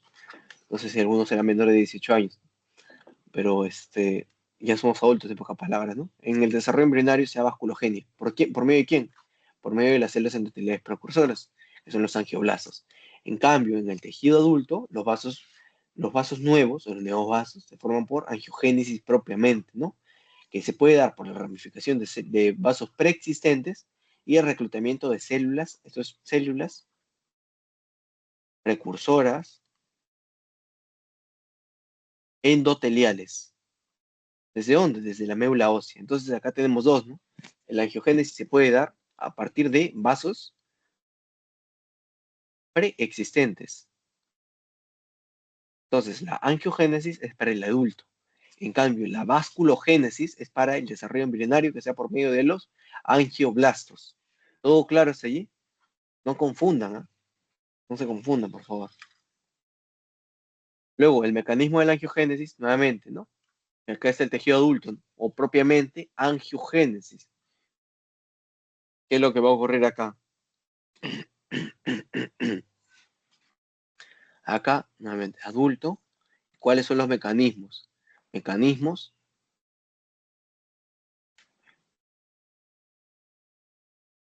¿no? El Robin solo menciona que existe este paso. Sin embargo, el doctor agrega también la formación de nuevos vasos a partir de la médula ósea, ¿ya? El doctor que te dice que únicamente, perdón, el Robin solo te va a decir, hasta el momento, ¿ah? Que solo hay formación de vasos a partir de vasos preexistentes. No te dice que hay, por medio de las células precursoras endoteliales que provienen de la médula ósea. Acá en la angiogenia, a partir de vasos preexistentes, lo que podemos visualizar en un primer inicio, que es, hay una vasodilatación, ¿no? Hay una vasodilatación, se degrada, a ver, vamos a ponerlo en orden. Vasodilatación, se degrada la membrana basal, hay una migración y proliferación de células endoteliales. Y estas células endoteliales, no lo voy a hacer una rayita porque se va a marear ya, pero voy a resaltarlo. Estas células endoteliales de acá van a ser responsables de qué? De generar el brote, ¿no? Este brote que se puede ver acá, ¿no? Y estos brotes, voy a poner acá un brote, se van conectando, se conectan y forman una red madura. ¿Se entendió, chicas? ¿O tienen alguna duda allí?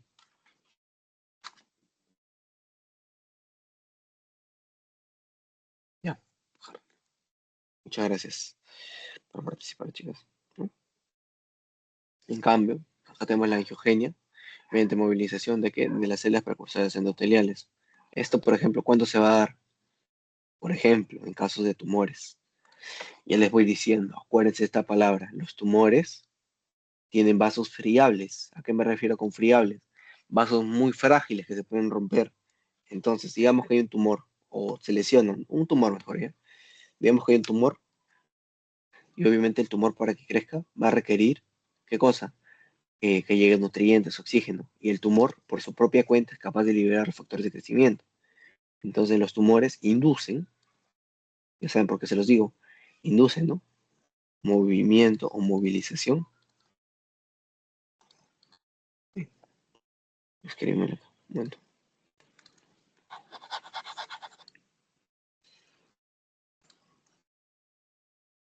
Ujú. Movilización de las células endoteliales que se encuentran, perdón, de las células precursoras endoteliales que se encuentran primero en la médula ósea, pero van a viajar a través de qué? A través de los vasos sanguíneos hacia donde se va a requerir los nuevos vasos, en este caso hacia el tumor, ¿no? Vamos a poner así, esta flechita, ¿no? Van a viajar hasta allá. ¿Y cómo se llama este movimiento? Este movimiento tiene un nombre, que no te doy ese libro, pero está en internet, que se llama el homing o acogimiento, ¿no? El homing. Entonces, el tumor aparece, el tumor libera sus factores de crecimiento, atrae las células precursores endoteliales de la médula ósea. ¿Para qué? Para que formen los nuevos. Perdón. Llegan, ¿para qué? Para que estas células precursoras endoteliales lleguen a los vasos capilares. Y acá no vemos que de por sí se estén, ¿cómo decirlo, no? Formando brotes y brotes y brotes, ¿no? Sino que se ponen en el vaso para poder expandir el plexo capilar. Ahí de nuevo se puso esto. Expande, expande. Entonces, ¿todo claro, chicas? ¿Ya entendieron esta diferencia?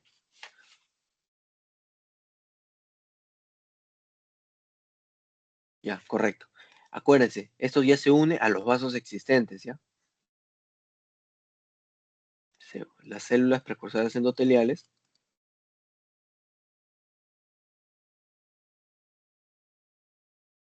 a vasos existentes.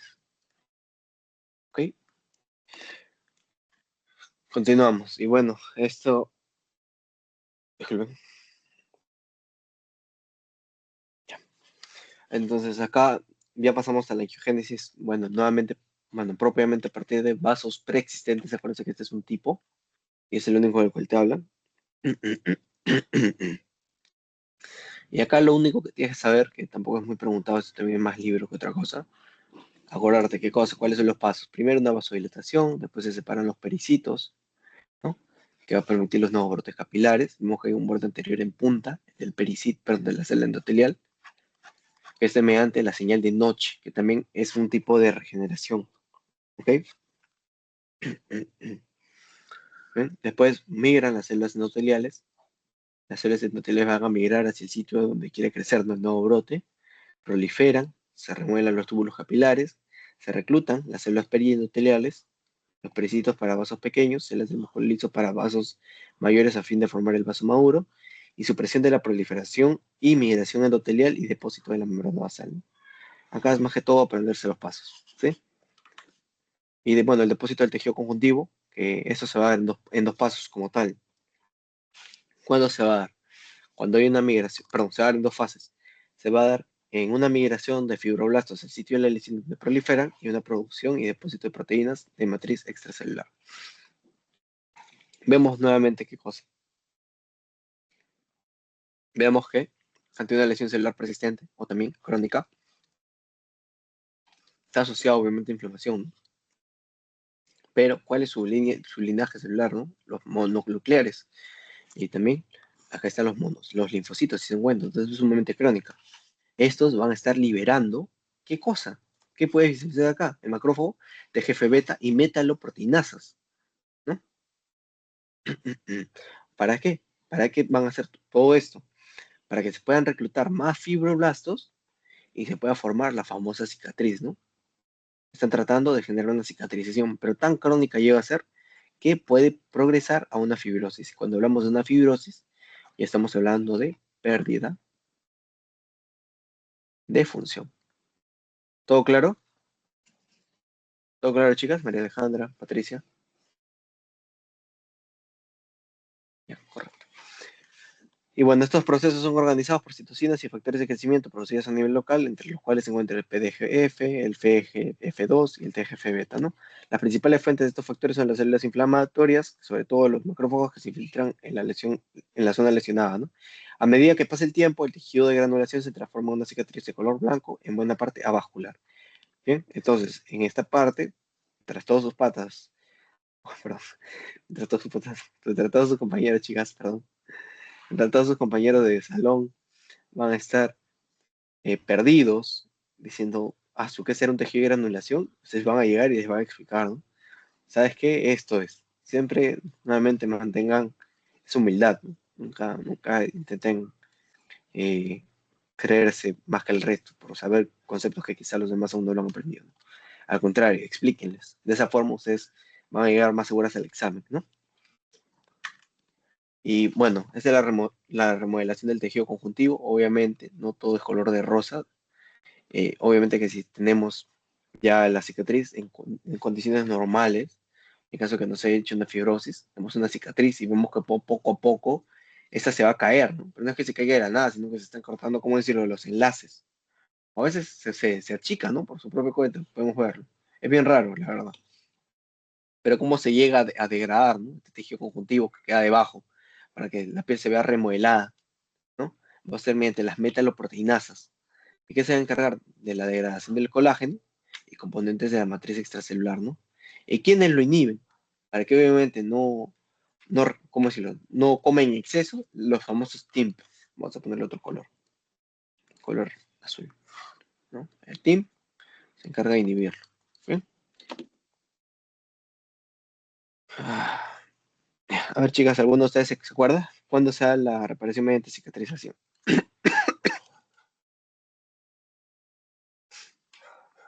A ver, Alejandra, Patricia, en sus propias palabras, ¿no? No necesito que ahorita sí o sí me lo digan, o sea, eh, súper detallado, súper memorístico, no, en sus propias palabras.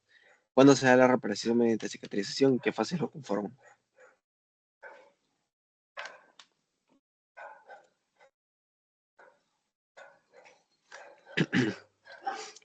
Bueno, acuérdense, ¿no? La reparación mediante cicatrización es cuando hay afección profunda, ¿no?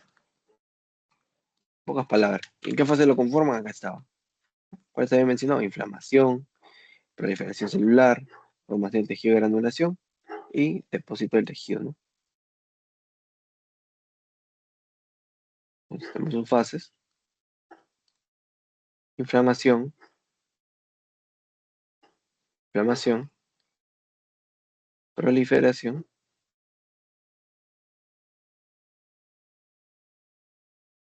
tejido de granulación. Eso, está bien, si no, no está rayando yo, está bien. Y el depósito de tejido contigo.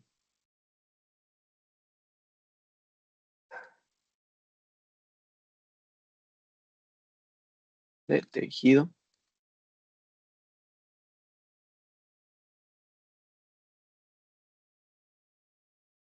Y bueno, algunos factores ya, esto más tranquilo, mucho más tranquilo, ya estamos entrando casi a la parte final, solo nos faltan estos conceptos, estos otros, y acá acabamos básicamente, porque la fibrosis es algo muy breve, y este es un resumen del resumen, por así llamarlo. Entonces, en pocas palabras, nos quedan menos de 10 diapositivas casi, ¿no? ¿Cuáles son los factores que influyen en la reparación tisular, ¿no? Estos factores, por ejemplo, a mí me gustaba hacer un ejemplo del ciclo pasado, digamos, ¿no? Usted es un niño, realmente. ¿Y por qué siempre uso la palabra niño, no? Porque realmente cuando somos niños hacemos muchas travesuras, ¿no? Nos caemos, algunos comen tierra, algunos, no sé, un montón de cosas que no. Obviamente uno tiene esa madurez o esa, ¿cómo decirlo? No tienen esa capacidad de a veces distinguir lo bueno de lo malo, ¿no? Pero digamos, ¿no? Un niñito que está jugando su partido, su pichanga, como quieran llamarlo, jugando su fútbol en la pista, ¿no? Otra persona que se va a pelear. Ya, pero está corriendo, ¿eh? Está corriendo, se cae, ¿no? Se raspa la rodilla. Se raspa su rodilla, y es que está todo, ¿cómo decirlo, no? Está ensangrentado, todo. Llega a su casa llorando y su mamá lo ve, ¿no? Y se alarma, ve un montón de sangre. Ustedes saben que nuestras madres a veces se preocupan mucho y a veces hasta el punto de eh, pueden ver un montón de sangre cuando en realidad es una heridita de 1 centímetro, ¿no? Pero de alguna forma se alarma, ¿no? Entonces lo primero que hace, dice, ya bueno, hijito, te voy a curar. Y como, bueno, su mamá no prestó atención a la clase de patología, es médico ya, pero no prestó atención a su clase de patología, solo le pone una curita encima. Una curita, a ver, vamos a ponerle acá. Una curita encima, ¿no? Por ustedes se dan cuenta, ¿qué cosa? Que no ha limpiado, ¿no? Entonces, si no ha limpiado, ¿qué va a pasar? Obviamente hay gérmenes, ¿no? En el suelo. Camina el perro, el gato, las palomas, no sé, tú que caminas también por la pista. Entonces hay gérmenes. Entonces, si no ha desinfectado, si no le lavó con agua y jabón, que es lo recomendable, no se recomienda echar alcohol directo a la herida, se infecta, ¿no? Entonces, ¿para qué? ¿Cómo prevenimos esto? Haciendo una correcta limpieza. ¿Bien? Ya. Se le infecta, le empieza a salir pus, ¿no? Empieza a salir pus, o su mamá dice, ya, entonces le quito la curita y le voy a limpiar bien. ¿Ya? ¿Se acuerda? ¿No? ¿Se acuerda? Le empieza a limpiar todo, le limpia todo. Bueno, eso es otro círculo, ¿eh?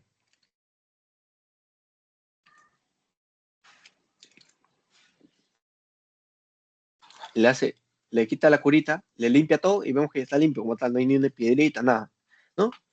Y nuevamente le pone su curita al chico. Pero el chico, como es travieso, se la quita. Se la quita y empieza a ver cómo poco a poco se le forma su costra, ¿no? Se le forma su costra poco a poco, ¿no? Vemos que se le forma, se le forma, se le forma. Como es más travieso aún, se la quita toda la costra. Y nuevamente empieza a sangrar. O sea, no se va a poder recuperar de forma adecuada. ¿Por qué? Porque está evitando que de una u otra forma la costra se forme y ustedes saben que debajo se va a formar el tejido de granulación, ¿no? Entonces está retrasándolo, ¿ya? Su mamá lo ve, le llama la atención y le dice, ¿sabes qué, hijo? Ya no lo hagas. Nuevamente le voy a limpiar una tercera vez, pero esta vez se despista. Su mamá estaba con las manos cochinas, le limpia la herida, pero se había olvidado de ella de lavarse las manos. No sé, digamos que ha estado cortando las plantas, ¿no? De su jardín. Tiene una piedrita justo chiquitita. Y esa piedrita se le queda justo en la herida de su hijo, ¿ya? Se le queda. Y su mamá dice, pucha, qué raro, aún no se recupera, no se llega a recuperar mi hijo, ¿qué le habrá pasado, no? a uno se le forma una cicatriz, o aún sigue, ¿no? O esa costra con pus, y se da cuenta, lo vuelve a destapar y ve que hay una piedrita, ¿eh? Que puede estar aséptica y todo, o sea, puede estar limpia. De igual forma, está de una otra forma que considerándose un cuerpo extraño, ¿no? Similar a los granulomas que habíamos hablado, ¿no? No es necesario que sea un agente patógeno. Entonces, por ejemplo, tierra, cristales, ¿no? Y ya, al final, el niño, nuevamente les decía, ¿no? Por ejemplo, se ve hecho en su rodilla, pero obviamente la rodilla, ustedes no es que estén quietos, ustedes están moviendo, están estirando la pierna a cada rato, ¿no? O, por ejemplo, digamos que se hacen una herida en la palma de la mano, ustedes están con el celular muchas veces. Entonces, estos factores locales impiden que se pueda reparar de forma correcta, ¿no?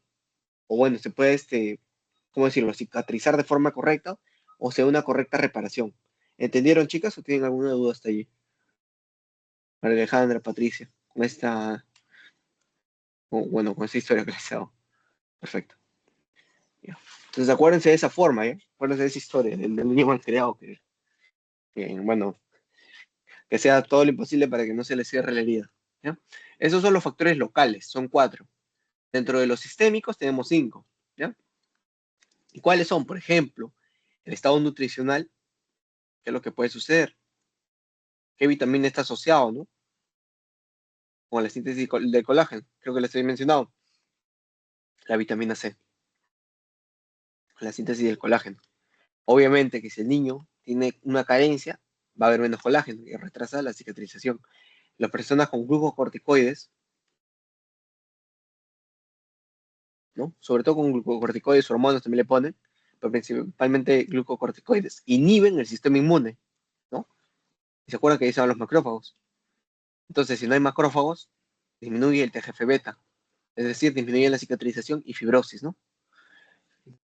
Bueno, no solo por el TGF-beta, es una de las tantas funciones que tiene, ¿ya? No vengan a pensar que esto lo retrasa. Acuérdense que el TGF-beta va a encargarse de qué? De estimular la síntesis de colágeno, ¿no? Y depósito de fibrina, ¿ya? Y además acaba con la inflamación como tal, no confunde las cosas. Un trastorno metabólico, ¿por qué? Los pacientes diabéticos muchas veces tienen los vasos obstruidos y si no llega la suficiente sangre, o de igual forma, ¿no? Si está obstruido, no van a poder llegar los macrófagos, ¿no? Los monocitos no llegan, no se diferencian. Y como no llegan los macrófagos, obviamente no se va a poder sintetizar, ¿qué les había mencionado? No se fue el nombre. No se va a poder sintetizar colágeno, ¿no? Esto puede darse en diabéticos o en los pacientes con nefropatías, como pérdida de proteínas en exceso. También puede alterarse, ¿no? Trastorno circulatorio como la aterosclerosis y venas varicosas. ¿Qué es la aterosclerosis, chicos? Desde ya les voy diciendo. Esto se puede considerar como el endurecimiento de vasos arteriales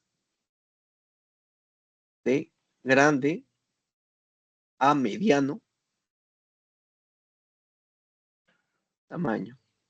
¿Y cómo se da todo este proceso de la aterosclerosis? Que también se dice que es la reacción del tejido, de las células endoteliales ante una noxa. Ya tenemos tu vaso sanguíneo, eso para todos, y él digo, pues, ya lo conocen, ¿no? Hemos hablado bastante de células endoteliales, matriz extracelular, todo, ¿no?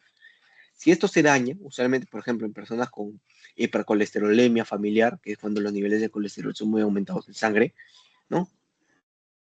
Se daña, se dañan las células endoteliales y el colesterol ingresa a la capa íntima. Perdón, colesterol no, el LDL, en ese caso, tipo, ¿no? Este lípido ingresa a la capa íntima, se almacena acá y obviamente eso está mal, ¿no? Entonces, como se considera un cuerpo extraño, ¿quiénes llegan? Llegan los macrófagos, ¿no? Recuerdan, la marginación, el rodamiento, adhesión, transmiración o diapedesis. Estos macrófagos se colan también, se acumulan y los interiorizan a estos. ¿Y qué se vuelven? Se vuelven las famosas células espumosas. ¿Cuál es este nombre? Espumosas. ¿Y por qué es que se empiezan a unir el LDL, los macrófagos, ¿no? El macrófago está correteándolo en realidad al LDL. ¿Pero por qué se empieza a unir? Porque en cuadros ¿cómo decirlo? En alteraciones circulatorias hay mayor expresión de receptores, ¿no? De adhesión. ¿Bien? ¿Y cómo es que el macrófago lo interioriza al LDL? Mediante sus moléculas que son los famosos scavenger. ¿Bien? Eso no es necesario que lo aprendan para pato 1, por lo mejor se los comento, ¿no? Lo interiorizan,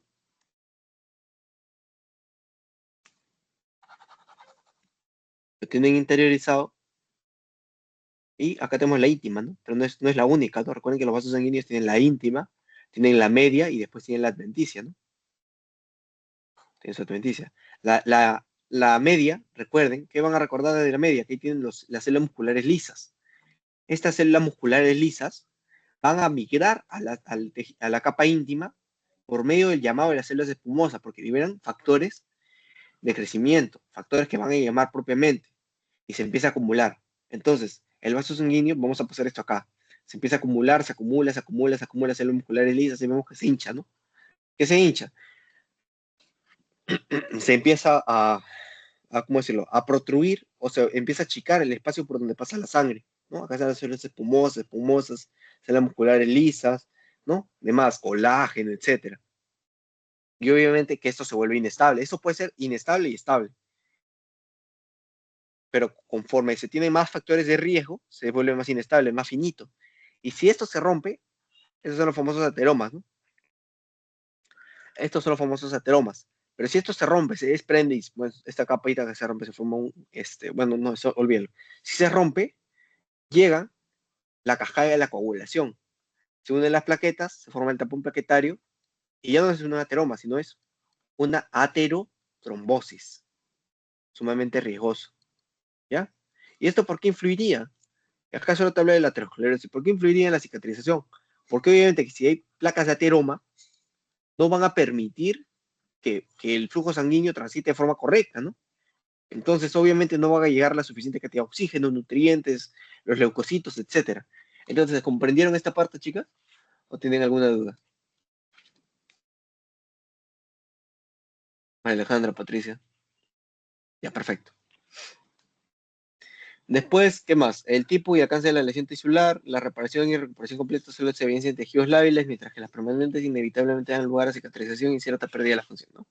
De lo que hemos hablado. Y bueno, esta es la cicatrización de heridas cutáneas. Hay dos, una que es por primera intención y la otra que, bueno, por segunda intención propiamente. Son anomalías de la reparación de tejidos. Vemos que en la cicatrización de primera intención, que afecta solo la capa epitelial, es una herida fina, ¿no? Como si fuese algo quirúrgico, por así llamarlo, con un cuchillo, ¿no? O con un bisturí, dándose principalmente el mecanismo de reparación mediante regeneración. ¿Y cómo son los pasos? Las etapas, dentro de 24 a 48 horas, se forma el coágulo, el tapón plaquetario y la migración de neutrófilos. En torno al día 3, ¿qué sucede? Los neutrófilos son reemplazados por los macrófagos, cosa que ya sabíamos, ¿no? En torno al día 5 se da la angiogénesis y tejido de granulación. Durante la segunda semana se acumula una continua capa de colágeno y proliferación de fibroblastos. Y en la primera semana, acá ya vemos, ¿no? Los macrófagos empiezan a reemplazar a los neutrófilos, ¿no? Y en torno al final del primer mes, la cicatrización consta del tejido conjuntivo, buena parte de provisto de células inflamatorias normales y cubierto por epidermis básicamente normal, ¿no? La resistencia a la tracción de la herida aumenta con el tiempo. Acá vamos a hablar esta resistencia a la tracción de la herida, es decir, la capacidad con la que tu tejido se mantiene cerrado. Es decir, por ejemplo, tú te agarras de la mano, ¿no? Digamos, con tu enamorado, ¿no? Se tratan de agarrar la mano y se tratan de alejar el uno del otro. Ustedes hacen como que una tensión para mantenerse juntos, ¿no? Intentan separarse, pero no pueden. Pero, ¿qué va a suceder? Hay otro término que se llama dehiscencia. Digamos que se agarra de manos que tenías con tu enamorado, poco a poco se va abriendo y se va separando ¿cómo decirlo? Y se separa por completo, ¿no? Esa es la dehiscencia. O sea, es la debilidad de la cerradura de una herida, o sea, la capacidad que va a tener para poder aperturarse, ¿no? Muchas veces, porque, por ejemplo, no se cose bien, ¿no? No se una correcta, en términos coloquiales, una correcta cerrada de la herida, ¿no? No se cierra de forma correcta. En cambio, en una cicatriz por segunda intención, lo primero que te llama la atención, ¿qué cosa es? Vemos que la herida ya no es, por así llamarlo, no limpia, ¿no? Sino que vemos que está agarrando gran parte. Es muy extensa, es sumamente extenso, ¿no? Además, no es tan profunda, pero sí es, o sea, tiene una, como es bien, es bien grande, ¿no? De forma horizontal, a diferencia del anterior que era vertical, ¿no? Asimismo, suele presentarse ante lesiones mayores que involucra un exudado. Ya hemos hablado de exudado, ¿no? Hemos hablado de qué es, que está asociado ¿qué? A las famosas inflamaciones y que a su vez representa una mayor formación de tejido de granulación que servirá para poder llenar el espacio amplio generado por la herida.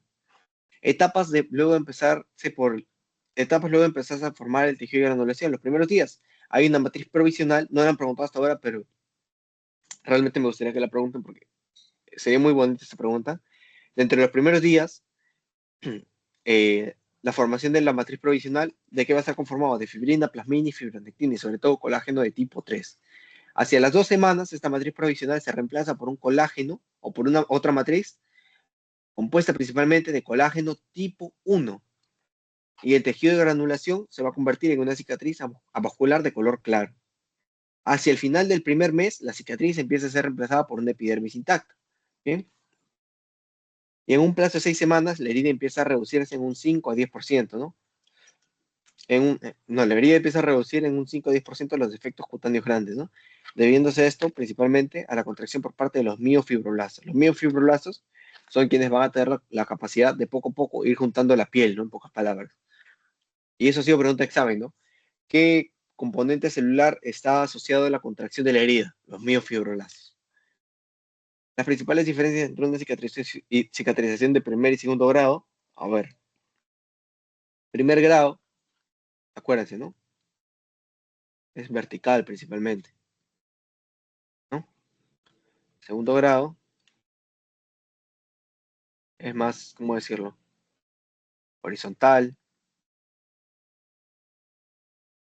es, ¿cómo lo podemos llamar? En ambos va a haber angiogénesis.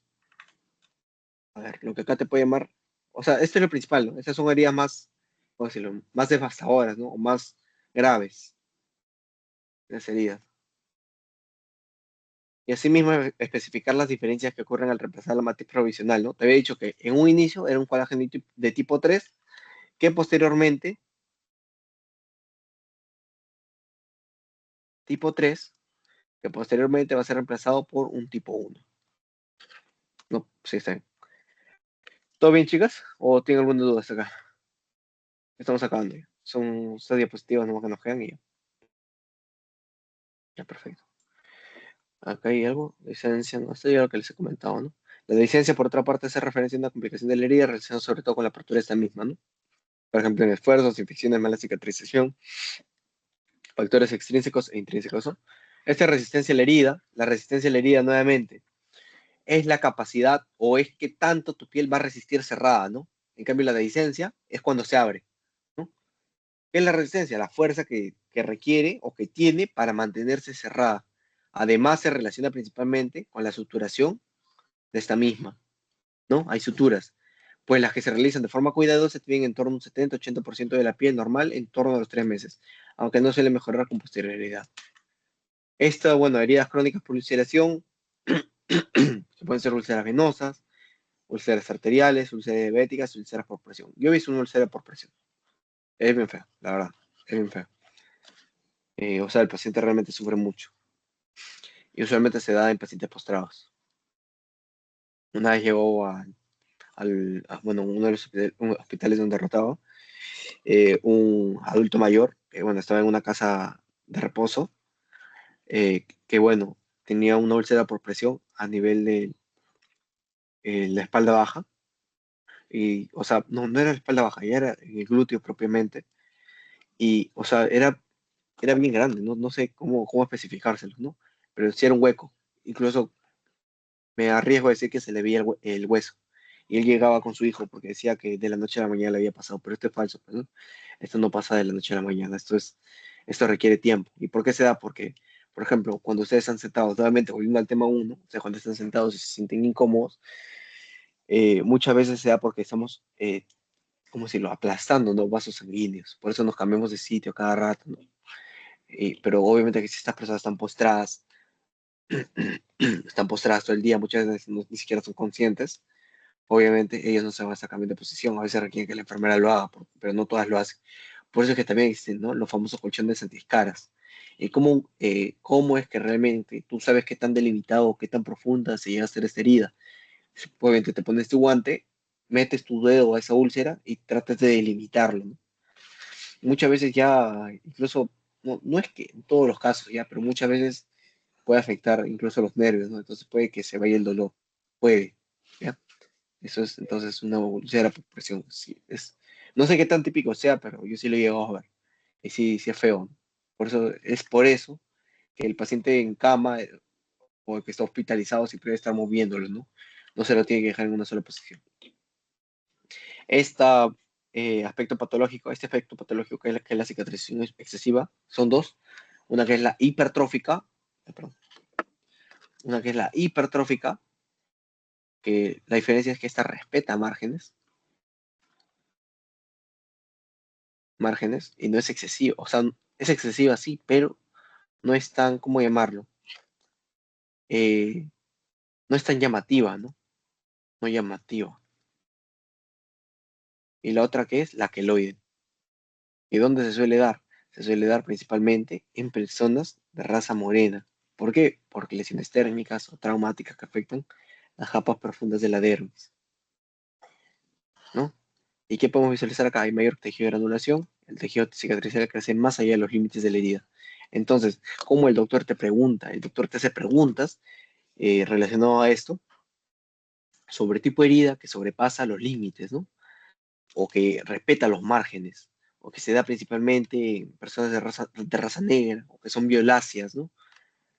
Esa, por ejemplo, puede ser una queloide. Y esta es una pregunta del ciclo pasado. ¿Qué les parece? Fácil, difícil. Miren, varón de 45 años con quemadura extensa en el brazo, ya cumple un criterio, ¿no? Quemadura, por eso suele darse. Cicatriz elevada, ¿no? Y que no sobrepasa los límites, ¿no? Quizá en esta te puedas confundir. Si lees rápido, no prestas atención, te confundes. Quemadura, puedes decir, oh, queloide, no. Sigues leyendo tranquilo. Firme que no sobrepasa los límites. Acá, hipertrófica, ¿no? De una. Queloide no puede ser, pues, posible, ¿ya? Y fibroma inflamatorio, necrosis fibrinoide, no tiene nada que ver con esto. Este es del libro, es una granulación exuberante, es cuando el tejido de granulación se va por encima de la piel, ¿no? Y no va a permitir, ¿qué cosa? La repitelización, que como les decía, este tejido tarde o temprano debería volverse vascular y debería verse blanquito, pero acá no se ve, ¿no? Y a fin de permitir el restablecimiento de la continuidad del epitelio. Esta es la contracción de la herida. ¿Por qué se da esta contracción? Muchas veces por quemaduras y suele darse en las palmas de la mano, plantas de los pies y la cara anterior del tórax, ¿no? Y pueden afectar al movimiento de las articulaciones. Esta es la famosa, ¿cómo se llama esta mano? Engarra. Y esto tiene solución, sí, mediante vía quirúrgica. La fibrosis, ya acercándonos al final, este es el depósito excesivo de colágeno, principal diferencia con la cicatrización, pese a que sus mecanismos básicos son similares, y otros componentes de la matriz extracelular en un tejido no asociado a qué? A una inflamación persistente o crónica, en que suele causar a menudo la disfunción orgánica, ¿no? Sustancial e incluso insuficiencia de los órganos afectados. Este es un resumen, como tal, de lo que hemos visto. Acá hay dos resúmenes, ¿no? Entonces, es uno de los primeros resúmenes, ¿no? Una inflamación crónica, que es por un estímulo persistente, va a activar los macrófagos y linfocitos. Se van a liberar citocinas, van a aumentar la carga de colágeno, la proliferación de fibroblastos, células endoteliales y células fibrogénicas especializadas, y también van a reducirse las metaloproteinasas. Entonces, si a ti te preguntaran qué molécula o qué linaje celular o quién está encargado de degradar al colágeno, son las famosas metaloproteinasas, ¿no? No, esto es un número.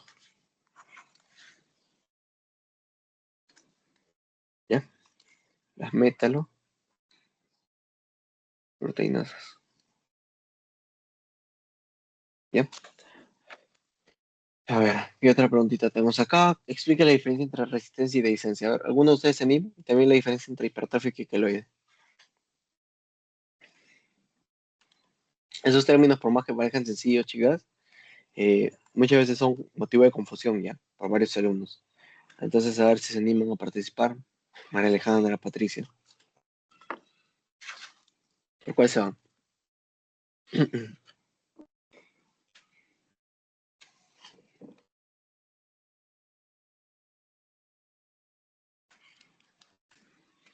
Ya bueno, les digo. La resistencia, recuerden, ¿no? Resistencia, pocas palabras, ¿cuál es? Cerrado, ¿no? La dehiscencia es abierto. Las cicatrices, hipertrófica y queloide, acuérdate, hipertrófica respeta y esta no respeta, ¿ya? No respeta los márgenes, acuérdense, principalmente. Y bueno, esto más de lo mismo, eso es más que todo para resumir, ¿no? La inflamación aguda y crónica, ¿no? Vemos que una inflamación aguda puede, si se elimina el estímulo a tiempo, se puede dar una regeneración, ¿no? Una recuperación mediante regeneración, o si no, conforme se vaya cronificando, se puede dar una reparación mediante depósito bueno, mediante la formación de cicatriz, ¿no? En cambio, si se vuelve crónico, ya se puede dar la fibrosis, donde, ¿qué vamos a tener? Enfermedades inflamatorias crónicas como cirrosis, pancreatitis crónica, fibrosis pulmonar, etcétera, ¿no? Y este es un dato extra que el doctor ya casi no lo menciona en la teoría, pero parece que lo está llamando. Este es un dato extra que el doctor ya no lo mencionó tanto en teoría y tampoco ya lo he visto tanto en preguntas de exámenes, pero de igual forma es bueno que lo sepan, ¿no? Estos son los tipos de heridas que hay. Esta es una guía de salud como tal, de Ministerio de Salud, ¿no? Que te habla acá, solo te pone abulsión, incisión, pero yo creo que me bajas en esto. Abrasión, incisiva, laceración, punzante, abrasiva y amputación, ¿no? La abrasión, ¿por qué se da? Por una superficie rugosa. La incisiva, objeto cortante. La laceración, acá no tanto te pregunto por objeto, el objeto, pero igual forma, objeto romo. Punzante, puntiagudo. Abrasiva, tensión, tracción. Amputación, corte, trauma grave, ¿no? Y acá, ¿qué es lo que te puede dar los bordes, sobre todo? Esto es lo que a la doctora le gusta preguntar. Por ejemplo, en el tipo abrasivo, en el tipo abrasivo hay bordes irregulares. En la incisiva son limpios, porque puede ser, por ejemplo, en una operación. En la lacerasiva son desgarradores, como lo podemos ver acá, ¿no? Acá te lo pongo tal cual. En la punzante son pequeñas entradas. En la bursiva, tejido arrancado. Y la amputación, segmento ausente, ¿no? Eso quisiera que te aprendas principalmente, ¿ya? Es lo principal que quiero. Porque el doctor ya no lo hace mucho esa pregunta, porque ni siquiera lo explica, no está en el libro, pero igual forma ahí trata de ponerte varios conceptos, ¿no? Para que lo tengas en consideración, porque ha sido preguntado. Esta es la Biblia usada para la clase de hoy. Y bueno, esta es la resolución de preguntas, ¿no? A ver, chicas, acá por cuál sería. Respecto a los factores de crecimiento y receptores, marca la asociación correcta. ¿Por cuál sería? María Alejandra, Patricia. Esta está fácil, creo, ¿no? Correcto, correcto, María Alejandra. Correcto, Patricia. Está fácil, ¿no? Como decía, piensa por esto, ¿no? ¿Qué tipo de colágeno se encuentra dentro del fibrilar como el no fibrilar? A ver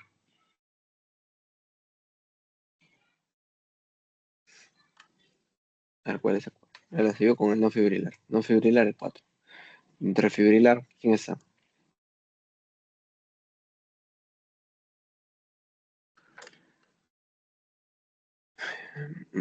Bueno, acá por ejemplo tenemos al 1, al 3, ¿no? Acá dentro del 4 también está el 7.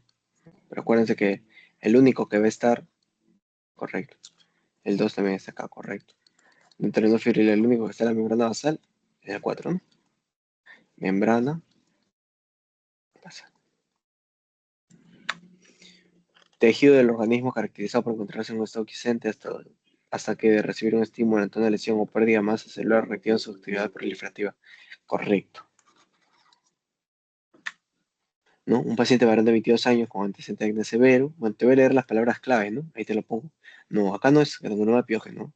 Mira, acá te digo, el paciente tiene una lesión eritematosa, acá te pongo un flor, ¿no? Lesiones que han crecido progresivamente más allá de los límites de las heridas originales. Ah, ya, el A del patocito sí es, correcto.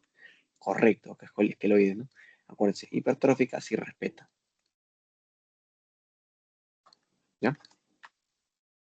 Y acá está la última pregunta, y ya finalizando esta clase. Un grupo de investigadores estudia los mecanismos de regeneración tras una hepatectomía parcial. A ver, claro, ¿cuál es la vía, ¿no? De regeneración de los hepatocitos, ¿no? WNT beta catenina.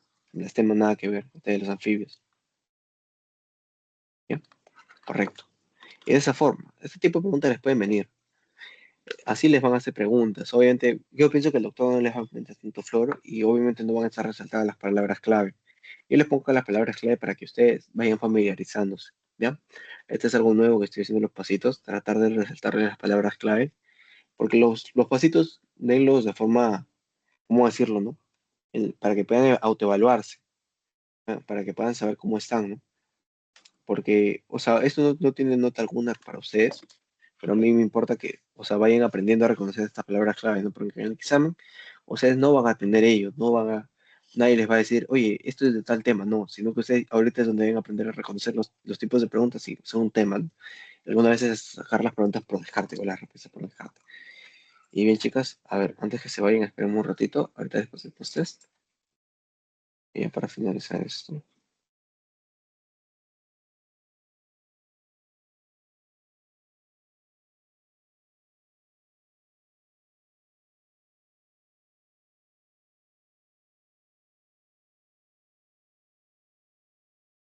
Ahí ya les pasé, ¿ya? Ahí está el post-test. Ahora traten de darlo.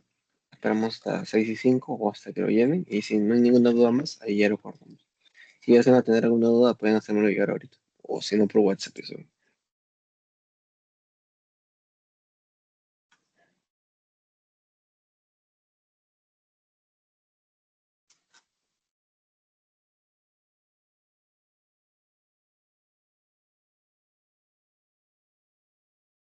¿Alguien no acepta? Agarra un ratito. A ver, ahora por favor, fíjense, chicas. Ya lo abrí. Y si se dan cuenta, también estamos viendo, bueno, preguntas del examen pasado. Entonces ya sabrán, habrán notado que el examen realmente no ha estado difícil, todo fácil. No ha sido nada del otro mundo. Solo que a veces los chicos lo estudian un día antes, 2 días antes del examen y no es lo mejor, ¿no? No es lo más recomendable. Yo no recomiendo hacer eso, porque a la larga solo se mienten, pues, ¿no? Aunque llegasen a aprender o a aprobar el examen, no es lo mismo.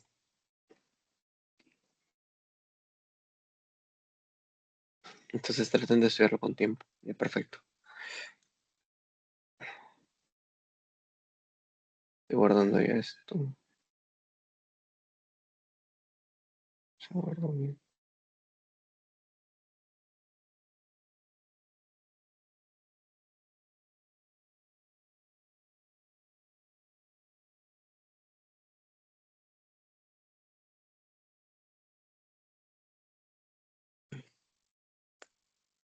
Ahora,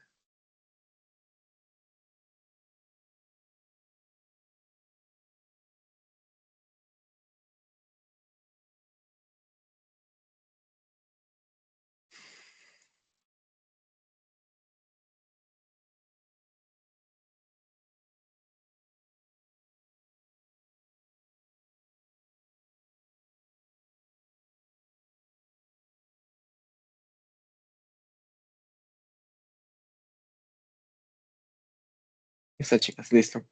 Ya lo llenaron ambos. Listo. Si tuviesen alguna duda, me lo hacen saber. Si no, ya nos estamos viendo en la siguiente clase, chicos. Y recuerden, nuevamente me pueden hacer llegar cualquier consulta que tengan por WhatsApp y les respondo en cuanto pueda. Y listo, eso sería todo. Listo. Hasta luego, María Alejandra. Hasta luego, Patricia. Tengan buena tarde.